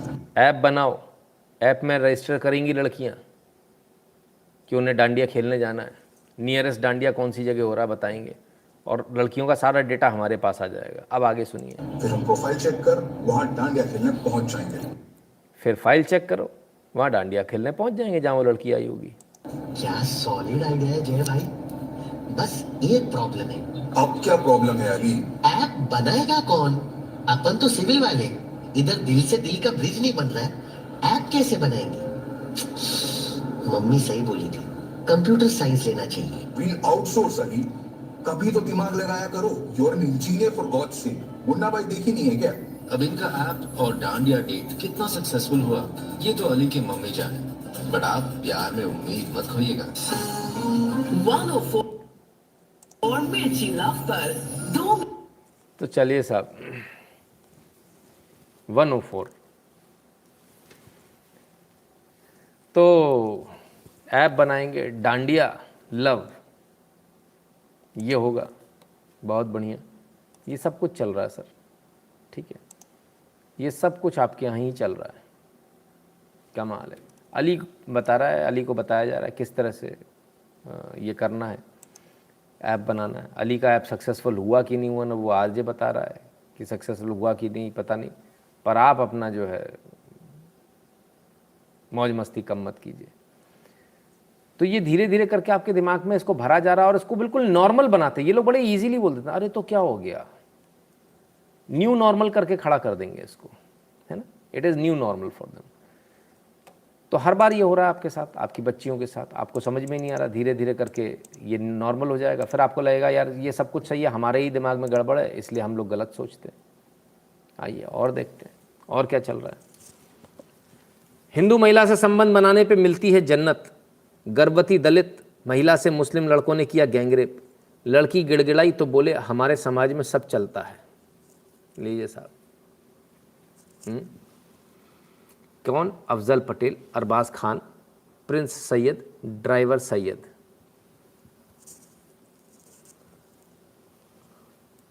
जन्नत मिलती है साहब, ठीक है ना। 19 साल की शादीशुदा हिंदू दलित युवती, इंस्टाग्राम पर अरबाज एक मुस्लिम युवक से जान पहचान हुई थी। महिला नौकरी की तलाश में थी, तब अरबाज को पता चला उसने दोस्त प्रिंस और सैयद को अफजल एडवाइजरी काम करता, उसने मिलवा देगा और उसकी नौकरी दिलवा देगा। इंदौर मध्य प्रदेश की घटना है। गणेश नगर में इस युवती को बुलाया और साहब मिलकर सबने गैंगरेप किया उसका। तो ये स्थिति है। अब क्या करेंगे? लड़की गिड़गिड़ाती रही, वो महिला गिड़गिड़ाती रही 19 साल की कि मैं प्रेग्नेंट हूँ, मुझे छोड़ दो। बोले हमारे यहाँ सब चलता है। बोले कोई दिक्कत नहीं है। चलिए और आगे देख लें। रेप भी कर लो तो भी कोई फर्क नहीं पड़ने वाला। Bombay high court questions FIR against Kerala CPM leaders son in rape case after he pays 80 lakhs as compensation to victim. अरे बाप रे, विक्टिम से समझौता हो गया, 80 लाख रुपए दे दिए तो एफआईआर ही क्वेश्चन कर दी बॉम्बे। ये वही बॉम्बे हाई कोर्ट है जो अभी थोड़ी देर पहले पूछ रहा था कि वो गाने बजाने की क्या जरूरत है, डीजे की क्या जरूरत है। वो बलात्कार के मामले में एफआईआर क्वेश्चन कर देता, जबकि ऐसा नियम नहीं, कर नहीं सकते, गैर कानूनी है। तो विनय कोडियारी बड़े लड़के हैं, बालकृष्ण कोडियारी के, सीपीआईएम के लीडर हैं, कम्युनिस्ट है तो सब कुछ पॉसिबल है उसके लिए। कम्युनिस्ट के लिए सब कुछ पॉसिबल है। कम्युनिस्ट है ना तो कोर्ट के दरवाजे भी खुल जाएंगे, सब हो जाएगा। Anything is possible if he is a communist. ये स्थिति है, बड़ा बुरा हाल है सर, बहुत ही बुरा हाल है। आइए जमानत की बात करें तो एक और को जमानत मिल गई सर, शर्जिल इमाम को दिल्ली की अदालत ने दी जमानत। भड़काऊ भाषण देने का आरोप, भड़काऊ भाषण का आरोप है। 30,000 रुपये की मुचलके पे जमानत मिल गई। हालांकि भी और भी केस हैं तो उस चक्कर में जेल में रहेंगे, बाहर तो नहीं आ पाएंगे, लेकिन एक एक करके धीरे धीरे जमानत दी जा रही है। आप देखिए, इसको न्यू नॉर्मल किया जा रहा है कि नहीं जमानत मिल रही है। पहले भी मिली थी, दूसरे में मिली थी, तीसरे में मिली थी, धीरे धीरे करके सारे केसेस में इनको जमानत देने की तैयारी हो रही है। तो ऐसा क्या कहा था शर्जिल इमाम ने, वो भी देख लें एक बार, उसको भी जरा पढ़ लें, शायद जजेस को दिखानी होगा। इन्होंने 70 साल जितने हैं। अब वक्त ये है कि हम गैर मुस्लिमों को बोलें कि अगर हमदर्द हो तो हमारी शर्तों पर आगे खड़े, अगर हमारी शर्तों पर नहीं खड़े हो तो वो हमदर्द नहीं मानेंगे।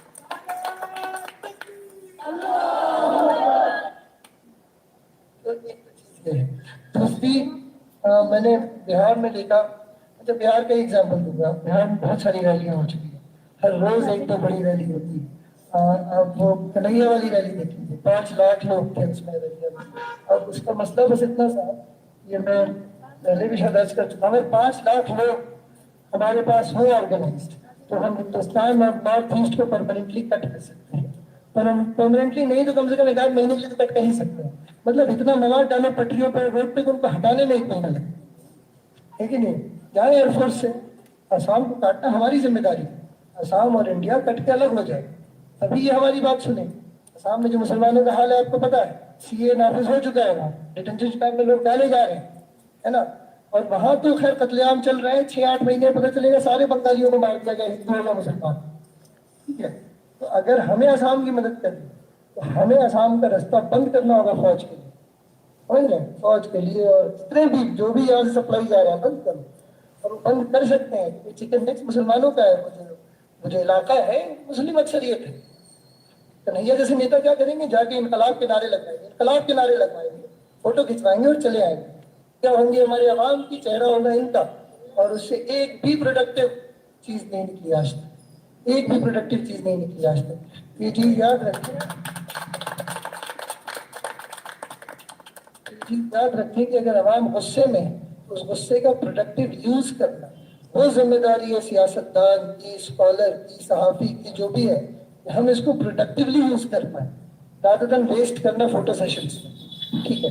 अच्छा, एक और चीज समझ में आई, अभी तक जो सेंसिटाइजेशन का भी मामला है वो हमारे कंट्रोल में नहीं है, उन्हीं कंट्रोल में है जो इंडियन नेशन की पूजा करते हैं, चाहे वो लेफ्ट हो चाहे कांग्रेस, सारे वो उन्हीं के कंट्रोल में। तो हमारे कंट्रोल में यूं आएगा कि हम लोग मुस्लिम स्कॉलर्स का ग्रुप बनाए और ऐसा ग्रुप बनाए जिसमें आपस में इस बात पे बहस ना हो। तो ऐसी बातें करने वाले को जमानत मिल गई साहब, शर्जील इमाम को जमानत दे दी फटाक से पहली फुर्सत में।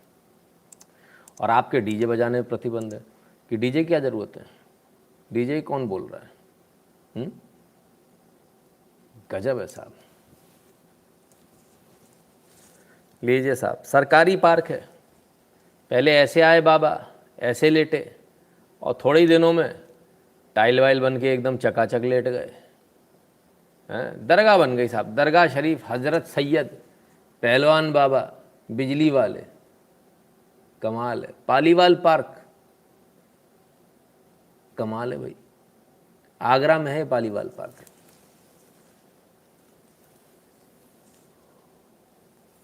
सबसे मजे की बात यह है कि यहाँ जो सरकारी कर्मचारी, सरकारी पार्क के सरकारी कर्मचारी, उनका कहना हमें पता ही नहीं है मज़ार कब बन गई। हम बताते हैं कब बन गई। उनको पैसा मिला है मज़ार बनवाने के लिए, और उनको आगे भी लालच दिया गया कि तुमको आगे भी जो है जो मज़ार की इनकम होगी उसमें से पैसा तुमको दिया जाएगा, इसलिए इन्होंने मिलकर बनवाया है ये। तो ना सिर्फ इसको तोड़ा जाना चाहिए बल्कि इनको सज़ा भी होनी चाहिए जो वहाँ पर कारिंदे। आइए साहब देखें ज़रा क्या चल रहा है।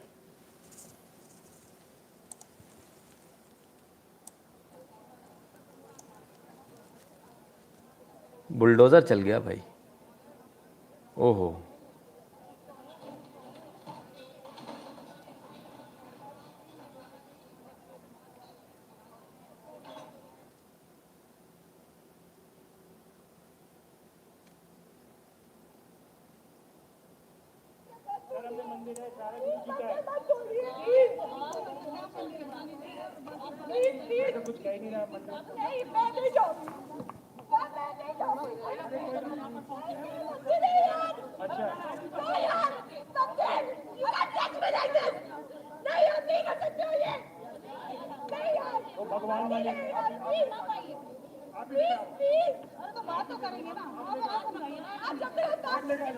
समझिए ज़रा क्या मामला है, आइए देखें ज़रा। ठीक है।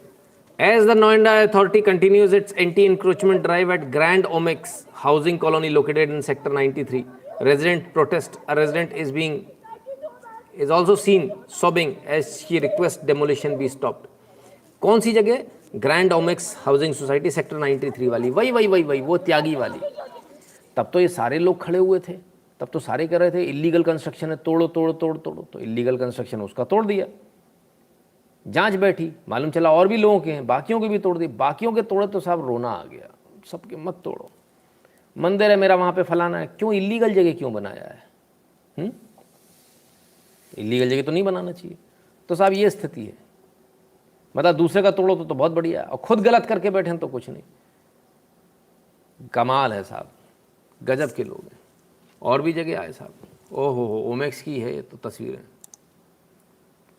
अरे मैडम कौन है भाई, ये कहाँ से आ गई रोकने? ये भी रोक रही हैं, पेड़ों को पकड़ के बैठ गई हैं। अरे सुने भाई, इनकी भी सुने, इनकी भी व्यथा सुनने आइए।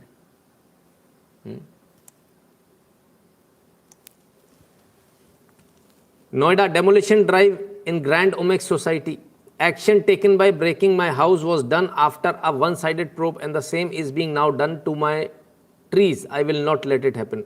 Anu Tyagi, wife of Shrikant Tyagi. आए? ये भी आ गई? वाह रे वाह, चोर चोर मौसेरे भाई। इनका घर तो टूट चुका है, अब पेड़ों के लिए बारी आई थी तो पेड़ों के लिए आ गई। बोले पेड़ों को उखाड़ा जा रहा है, गलत हो रहा है साहब। तो पेड़ों की भी शिकायत गई, ये इलीगल लगाए पेड़। तो कहते ये मैं नहीं होने दूंगी, पेड़ नहीं उखाड़ने दूंगी। वहाँ रेजिडेंट भी प्रोटेस्ट कर रहे हैं, मतलब सब मिल गए साथ में, सारे ने मिलकर प्रोटेस्ट किया साहब। कल तक जो आपस में लड़ रहे थे वो सारे चोर आज एक साथ हो गए कि भाई एनक्रोचमेंट करना तो सब एक साथ। ये स्थिति है। तो ये हमारी स्थिति, ये हमारी असलियत है, ये हम लोगों की सच्चाई है, ठीक है ना। एनक्रोचमेंट करना, इलीगल काम करना, सब एक हो जाते हैं। आइए, एनक्रोचमेंट, एंटी एनक्रोचमेंट ड्राइव की बात चल रही, तो ज़रा देख लें ये क्या हुआ भाई। ओ हो, घर तोड़ दिया भाई पूरा। हाँ, कहाँ हुआ? छत्तीसगढ़ में। खुश मत होइए, छत्तीसगढ़ में नहीं हुआ छत्तीसगढ़ में, पर किस कारण से वो बता दो। जो मकान तोड़ा जा रहा है उसमें कुछ दिन पहले गौहत्या करते हुए पूरा परिवार स्थानीय पुलिस द्वारा पकड़ा गया था, उन पर कार्रवाई की गई थी। इस संबंध में तहसीलदार द्वारा रेलवे प्रशासन को प्रतिवेदन प्राप्त हुआ था, TIRPF। तो RPF ने तोड़ा। साहब गौकशी करते, यहाँ गाय काटते, रंगे हाथों पकड़ा गया था, पुलिस ने पकड़ा था। पुलिस ने इनको प्रतिवेदन दिया था कि भाई ऐसा ऐसा है, ये इलीगल जगह बना हुआ है, जगह रेलवे की है, रेलवे ने इसको तोड़ दिया। रेलवे RPF यानी सेंट्रल गवर्नमेंट है ना, सेंट्रल गवर्नमेंट ने तोड़ दिया। छत्तीसगढ़ का भले ही है, लेकिन मामला सेंट्रल गवर्नमेंट का है, ठीक है ना। आइए अब बात करते हैं उस मेन मुद्दे की जिसके लिए हम तब से इंतज़ार कर रहे थे, जब से लाइव शुरू हुआ था, और वो हमारा सबसे बेहतरीन, सबसे मतलब पसंदीदा टॉपिक है। और उस पसंदीदा टॉपिक पर आते हैं, तो आइए ज़रा चलें रशिया और यूक्रेन की बात कर लें। रूस का हिस्सा बने लुहांस्क, डोनेस्क समेत 4 क्षेत्र, पुतिन ने यूक्रेन से बातचीत के लिए रखी शर्त। तो साहब फाइनली हम इतने दिनों से बोल रहे थे कि इसको रूस जो है अपने में शामिल कर लेगा, रशिया में शामिल कर लेगा, और रशिया में फाइनली आज रूस ने, व्लादिमीर पुतिन ने शामिल कर लिया। कोई कुछ नहीं कर पाया, दुनिया सिर्फ देखती रही और कुछ नहीं कर पाई। इस आदमी का कोई कुछ नहीं बिगाड़ पा रहा। और देखिए, हमेशा याद रखिए, सक्षम शक्तिशाली का कोई व्यक्ति कुछ नहीं बिगाड़ सकता। ये आपको यहाँ इस एपिसोड से समझना चाहिए, सबक लेना चाहिए, ठीक है ना। तो साहब क्या हुआ, कौन कौन से शामिल कर लिए? Define Putin proclaims Ukrainian annexation was war win. कहते हैं हम युद्ध जीत गए, हमने जितना एनेक्स करना था अपने साथ कर लिया, जितना जोड़ना था जोड़ लिया, बोले हम युद्ध जीत गए, में कोई ज़्यादा टेंशन लेने की ज़रूरत नहीं है, ठीक है ना।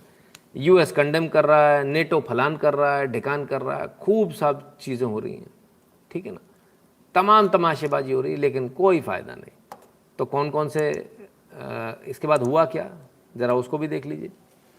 जो तैयारियां वो कैसे, जश्न कैसे मनाया जा रहा है, ये रहा वो जश्न।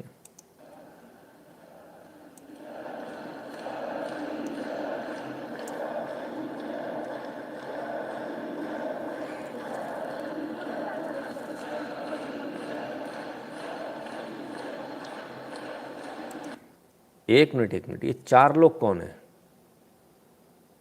ये 4 उस जगह के सर्वोच्च नेता हैं जिन जगहों को एनेक्स किया गया। क्रीमिया को पहले ही कर लिया था, जैसे क्रीमिया को किया था ठीक वैसे ही डोनेस्क को, लुहांस्क को, जाफोरिजाजिया को, खेरसन को, इन 4 जगहों को और मिलाया गया। कैसे मिलाया गया, पहले ज़रा ये देख लीजिए कौन कौन सी जगहों को मिलाया गया। ये लुहांस्क, ये रशिया है, लुहांस्क रशिया में शामिल हो चुका है, डोनेस्क रशिया में शामिल हो चुका है, जाफोरिजाजिया भी शामिल हो चुका, और खेरसन भी रशिया में शामिल हो चुका। क्रीमिया पहले ही शामिल हो चुका था रशिया में। कैसे हुआ था, जो यहाँ किया था वही उन्होंने वहाँ किया। क्रीमिया में जनमत संग्रह कराया, जनमत संग्रह में लोगों ने बोला हमें रशिया के साथ जाना, वो रशिया के साथ चले गए। खेरसन और तमाम सारी जगह इधर भी जनमत संग्रह हुआ। क्यों? क्योंकि यहाँ के जो है ना, इनकी जो बदनाम सेनाएं, वो यहाँ के लोगों के ऊपर अत्याचार करती थी। उनको रशियन कह के चढ़ाया जाता था, उनको उल्टे सीधे इतिहास पढ़ाया जाता था, वो नहीं पढ़ते थे।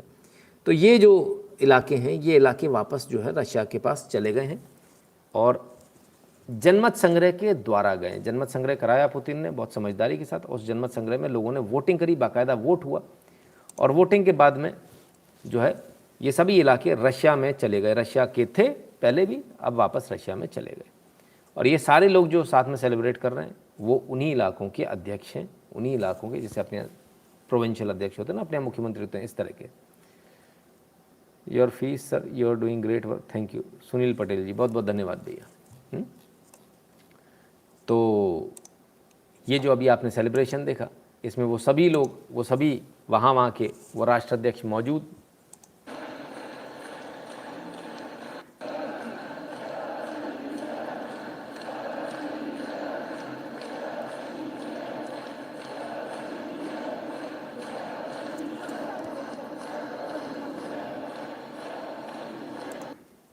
ठीक है साहब।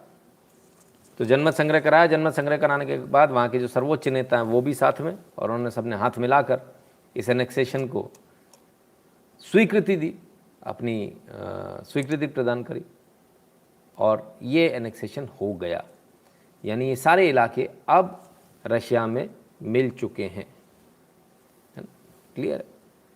तो रशिया बड़ा हो गया इस हिसाब से। सुमित्रा रेहला जी, बहुत बहुत धन्यवाद आपका। तो फिर और क्या हुआ उसको भी देखें, आइए। फिर लोग चिल्लाए भी होंगे, देखें। What Russian annexation means for Ukraine region, Ukraine के रीजन के लिए एक्सेशन क्या मायने रखता है? भाई कोई मायने नहीं रखता, रशिया का पार्ट हो गए, वो होना ही था। सब रशियन सिटीजन हो गए आज से, क्योंकि रशिया का पार्ट हो गए। और विश्वजीत जी, बहुत बहुत धन्यवाद विश्वजीत जी। रशिया का पार्ट हो गए तो रशियन सिटीजन हो गए। ठीक क्रीमिया की तरह ही इसका एनेक्सेशन हुआ, तो कोई इस पर आवाज़ नहीं उठा सकता, कोई ये नहीं कह सकता गलत है। हालांकि अभी भी चिल्ला रहे, बोले गलत है, फलाना है, टिकाना है। भाई उन्होंने आपके सामने बोला, हम चुनाव करा रहे हैं, जनमत संग्रह कराए, जनमत संग्रह सबके सामने हुआ। आप अगर यूएन था तो यूएन को बोलना चाहिए था कि हमारी अध्यक्षता में कराओ, वो करा देता, पर यूएन ने नहीं बोला। उसको मालूम था अगर हम ऐसा बोलेंगे तो ये हमारे अध्यक्षता में करा देगा और हम कुछ नहीं कर पाएंगे, लोग वोट करेंगे और हमारे लिए थू हो जाएगी, इसलिए नहीं किया। क्यों यूएन नहीं आया, सवाल ये ना। अगर ऐसा ही था, अगर मान लीजिए कि यही बात थी कि गलत हो रहा है, इसमें गलत तरीके से वोटिंग हुई, तो यूएन को बोलना चाहिए था कि हम अपनी पीस कीपिंग फोर्स भेज देते हैं और उसके अंडर में करा लो। पुतिन उसमें भी करा लेते और तो भी जीतते। जनमत संग्रह तो भी इनके फेवर में ही आता, रशिया के फेवर में ही आता। तो कुल मिला के जानबूझकर जो है गए नहीं, अपना उसमें टांग नहीं अड़ाई, क्योंकि मालूम था बहुत बुरी तरह से हारेंगे और रशिया जीतेगा इसमें। रशिया जीत गया। खैर, तो सिर्फ इतने पे नहीं रुके पुतिन आज और एक कदम आगे निकले और कहते हैं द वेस्ट को एक्यूज़ किया इन्होंने। The West began its colonial policy back in the Middle Ages and then followed the slave trade, the genocide of Indian tribes in America, the plunder of India, of Africa, the wars of England and France against China. Russian President Vladimir Putin. आज Vladimir Putin बिल्कुल he was on fire. आज उन्होंने ऐसा नंगा किया waste को कि वाकई में जो घिनौना काम किसी ने नहीं किया वो वेस्ट ने किया है। लोगों को स्लेव बनाना, भारतीयों के ऊपर अत्याचार करना, ठीक है ना। ये तमाम सारी चीज़ें आज भारत का भी नाम लिया, चाइना का भी नाम लिया, अफ्रीका का भी नाम लिया, और बहुत मंझे हुए एक जो खिलाड़ी होते ना उसकी तरह से इन्होंने आज भाषण दिया। बहुत बेहतरीन भाषण, और लोग परेशान हैं इसको लेकर, होना भी चाहिए। What they did was hooking entire nations on drugs, deliberately exterminate entire ethnic groups for the sake of land and resources. बिल्कुल सच्चाई है, लोगों को ड्रग्स दिए गए, ठीक है ना। वो चीज़ें बैन करी गई, ये सारा वेस्ट का किया हुआ है। जो मैरिजुआना, जो आपके यहाँ क्या बोलते हैं इसको, चरस, और ये जो आपकी भांग, इसको बैन किया गया, और शराब को बैन नहीं किया गया। वहाँ की ड्रग्स लाया गया। They hunted people like animals, this is contrary to the very nature of man, truth, freedom and justice. कहते हैं लोगों को ऐसे हॉन्ट किया, इंसानों को जिनोसाइड किया, ये बेसिक नेचर के खिलाफ है। इंसान ऐसा हो ही नहीं सकता, और ये सच्चाई है। इन्होंने तमाम सारी जगहों पर नशे फैलाए, हेरोइन, स्मैक, तमाम सारे ऐसे, ठीक है। और ये नशे दे देकर इन्होंने देशों को बर्बाद किया। वही भारत में भी हो रहा है, पंजाब के प्रांत में हो रहा है, भारत के कई सारे प्रांत में हो रहा है। तो बहुत सारे लोग ऐसे भी होंगे जो ड्रग्स के कारोबार में लिप्त होंगे। अगर उन तक मेरी आवाज़ पहुँच रही है तो मेरा आपसे हाथ जोड़कर निवेदन है, कृपया करके आप कोई और काम कर लीजिए। मुझे मालूम मुश्किल है, लेकिन इस काम को मत कीजिए। ये देश को बर्बाद करने के लिए दुश्मन देश करते हैं। क्या आप अपने देश के दुश्मन हैं? अगर नहीं है तो इसको बंद कर दीजिए, तुरंत बंद कीजिए, ठीक है। तो बड़ी बुरी तरह से आड़े हाथों लिया साहब, और एक कहते ना आईना दिखा दिया वेस्ट को कि तुम्हारी हैसियत क्या, तुमने क्या क्या किया, पूरी तरह से। कल 10 मिनट, उमंग जी कुछ कह रहे हैं, कहते कल 10 मिनट बोला मंदिर में पसीने छूट गए, आपके ना थकने वाले परिश्रम को नमन, रोज़ 2 घंटे से ज़्यादा। जी उमंग जी, चलिए अच्छा आपने बोला तो कम से कम पता चला। रामा रॉय जी बहुत बहुत धन्यवाद, और एस कुमार एस शेट्टी जी बहुत बहुत धन्यवाद आपका भी। तो चलिए साहब आगे बढ़ते हैं। तो बुरी बुरी तरह से जो है इन्होंने बैंड बजा दिया आज पश्चिमी देशों का। पुतिन ने पश्चिमी देशों पर भड़के पुतिन, बोले जैसा भारत को लूटा रूस को भी चाहते हैं लूटना। कहते हैं रूस को भी वैसे ही लूटना चाहते हैं, हमारे साथ भी वही करना चाहते हैं जैसे भारत के साथ किया। बोले हम ये होने नहीं देंगे। सिर्फ इतना नहीं है, अभी तो और भी बहुत कुछ बाकी है, अभी तो देखते जाइए, यहाँ से तो शुरुआत हुई है। फिर क्या हुआ इस सब के बाद पुतिन के फैसले से साहब टेंशन बढ़ गई।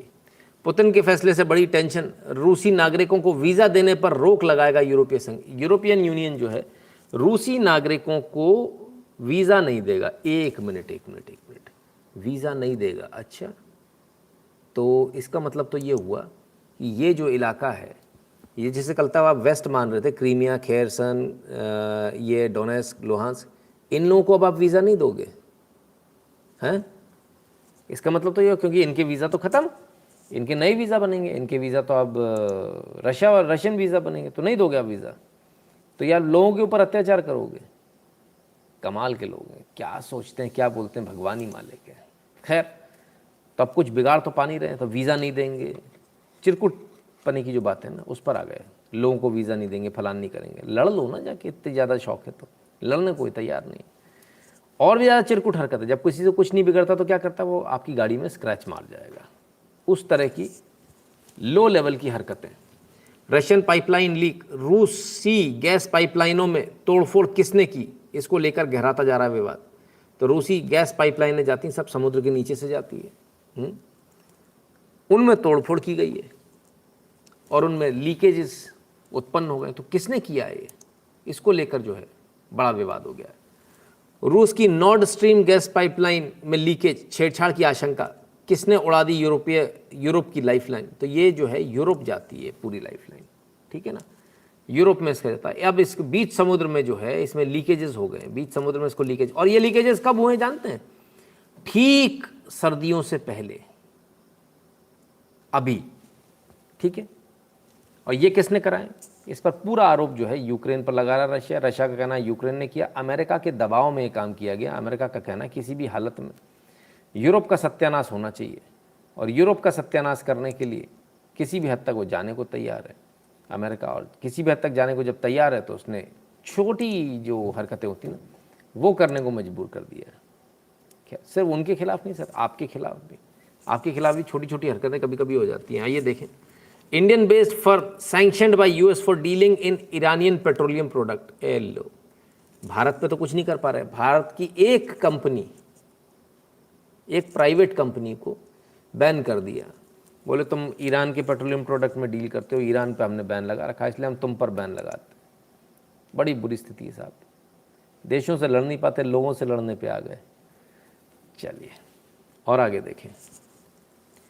पुतिन ने यूक्रेन के 4 इलाकों को आधिकारिक तौर पर रूस में किया शामिल, कीव से बातचीत की मेज पर लौटने को कहा।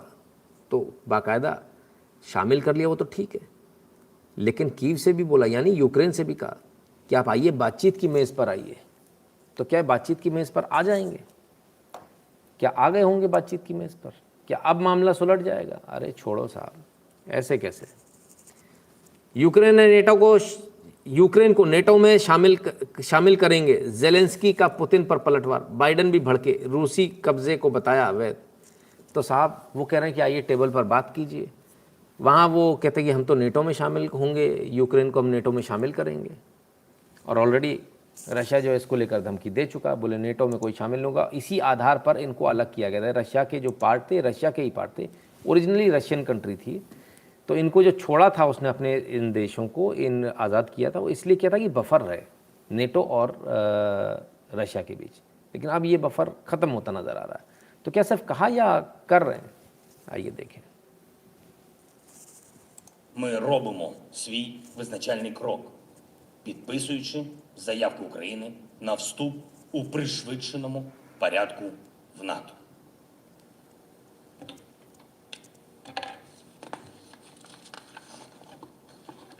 फार्म भर दिया भैया, लो केजरीवाल के स्टाइल में, हो गए नेटो में शामिल। अरे भैया ऐसे होता है क्या।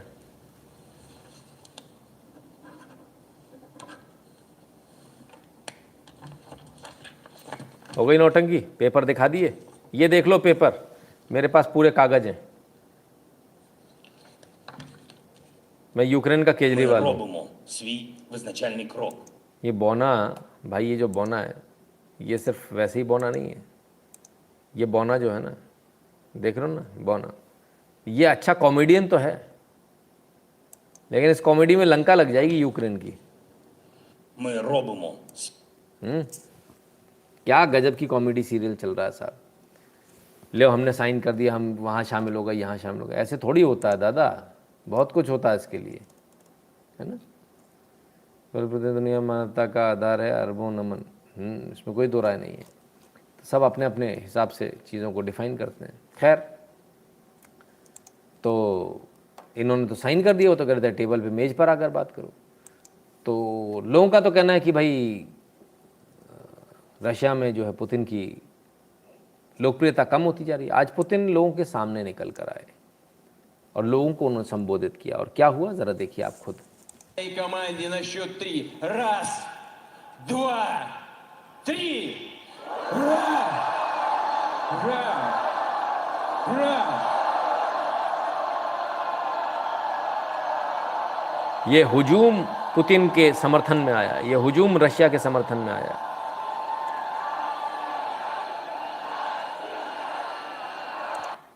ये देख रहे हैं आपको लोग,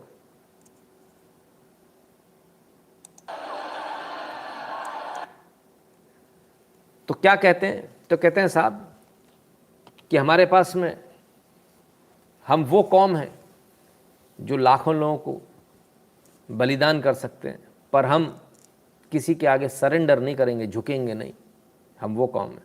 बिल्कुल सच्चाई है। रशिया पे आज तक कोई ऐसे काबिज़ नहीं हो सका। तो जो लोग ये सोच रहे हैं कि काबिज़ हो जाएंगे, वो गलत फहमी में। आज शाम को उन्होंने ये जो है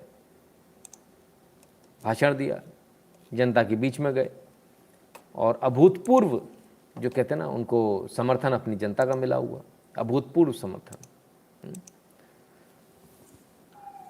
फिर क्या हुआ? Russia annexes 4 Ukrainian region, Putin doubles down on his war after military reversal. तो मिलिट्री को वापस बुलाया था, अब 2 गुनी ताकत के साथ में हमला करेंगे, क्योंकि उन्होंने बोला भैया आप आ जाइए टेबल पे बात कीजिए। तो कहते हम तो नेटो में शामिल हो गए, साइन कर दिए, नौटंकी कर रहे थे। तो 2 गुनी ताकत के साथ हमला करेंगे, पुतिन ने ये दावा किया, ये बात कही है। और अभी सिर्फ कुछ देर पहले, ठीक है ना, दक्षिणी यूक्रेन में रूस की मिसाइल हमला, 30 की मौत, 88 घायल। और कुछ देर पहले ही रूस ने अपना हमला शुरू कर भी दिया है, तो मिसाइल का पहला हमला हो गया। तो कुल मिलाकर जो है, अब अपन एक एनालिसिस के पॉइंट ऑफ व्यू से ज़रा बात करें, तो रशिया शुरू से ही कह रहा था उसको ये रीजन चाहिए थे।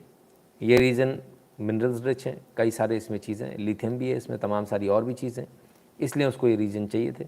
इसमें न्यूक्लियर पावर प्लांट्स भी इसलिए भी चाहिए थे। तो रशिया शुरू से इस बात को कह के चल रहा था कि ये रीजन जो है, और ये रीजन अलग होना चाहते हैं। ये उसने बहुत पहले कहा था कि ये रीजन ऑलरेडी अलग होना चाहते हैं, ये अपने आज़ादी की लड़ाई लड़ रहे हैं। उस समय पीछे से सपोर्ट कर रहा था रशिया, लेकिन अब एकदम खुलकर सपोर्ट कर दिया, एकदम सामने से, और इन रीजन को जो है आज़ाद करा दिया पहले। और आज़ाद कराने के बाद में जनमत संग्रह कराया। जनमत संग्रह में जो है ये बात आई कि भाई हमको रशिया के साथ जाना, हम रशिया के साथ ही रहेंगे। तो देखा जाए तो रशिया ने अपने पार्ट पर कोई ऐसा गलत नहीं किया, क्योंकि ये कभी पार्ट रशिया के थे। दूसरी बात, एक चीज़ और भी है, और वो ये कि जो एग्रीमेंट हुआ था, वो यही एग्रीमेंट हुआ था इन सब से रशिया का कंट्रोल हटते समय, कि आप कभी भी नेटो के मेंबर नहीं बनेंगे, और ये अब वापस नेटो के मेंबर बन रहे हैं, है ना। तो ये ऑलरेडी जो है गलती जो है वो यूक्रेन के पार्ट पर है, ना कि रशिया के पार्ट पर। खैर, और इसके बाद में पाइपलाइन तोड़ना, ये सारी चीज़ें करना, ये सब चीज़ें बड़ी छोटी चीज़ें होती हैं, लेकिन मायने तो रखती हैं। तो ये सभी चीज़ें यूक्रेन के अगेंस्ट में जा रही हैं फ़िलहाल तो, और अब भविष्य में भी संभवतः और जाएंगी। यहाँ से हम उम्मीद करते हैं कि शायद वॉर जो है जल्दी ख़त्म होगा, ऐसी उम्मीद की जा सकती है, और ख़त्म हो, यही सबके हित में यही है। क्योंकि अगर ख़त्म नहीं होगा, जैसे अभी जो इन्होंने युद्ध बढ़ा दिया एकदम से, ठीक है ना, तो इसका इफेक्ट मार्केट पे भी देखने को मिलेंगे आपको, तमाम सारे जगहों पर मार्केट को देखने को। अच्छा, कल हमने एक चीज़ और बोली थी, वो आरबीआई पॉलिसी वाली। हमने कल आपको बताया था कि 50 बेसिस पॉइंट बढ़ा सकते हैं, तो 50 बेसिस पॉइंट बढ़ा दिया मार्केट आज, ठीक है, खबर आ गई।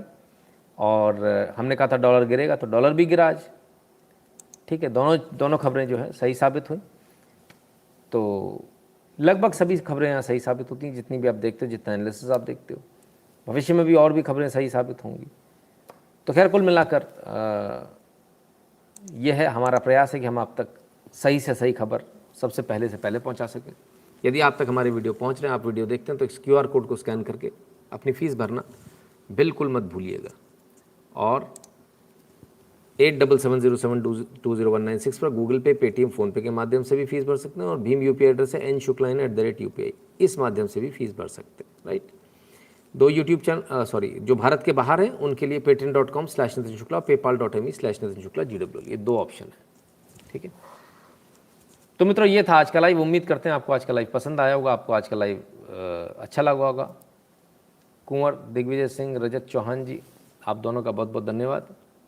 और उमंग तनेजा जी, आपका भी धन्यवाद। तो ये था आज का लाइव और ये था आज का एनालिसिस। और यूक्रेन और इस पर हम फिर बात करेंगे दोबारा, कभी प्रयास करेंगे कि और अच्छी तरह से इस पर एनालिसिस करें, बहुत गहराई में आपको एनालिसिस दें। लेकिन फ़िलहाल आप ये समझ लीजिए कि अभी युद्ध जारी है और ऐसी स्थिति में जो है रशिया के ऊपर सैंक्शंस जो इनके काम कर नहीं रहे हैं। रशिया जो पलट कर सैंक्शंस लगा रहा है वो ज़रूर काम कर रहे हैं।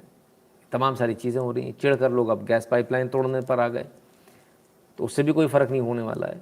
रशिया पैसे कमा रहा है, पहले भी कमा रहा था, अब भी कमा रहा है। आपको जानकर हैरानी होगी, वही रशिया जो भारत को सस्ते में पेट्रोल दे रहा है, वही रशिया यूरोप को महंगे में गैस दे रहा है। जी हाँ, प्रीमियम पर दे रहा है ना। Shalini ji, thank you for your effort, honest and tireless news analysis. बहुत बहुत धन्यवाद शालिनी जी। सर हमारी छोटी सी धन्यवाद शिवाजी।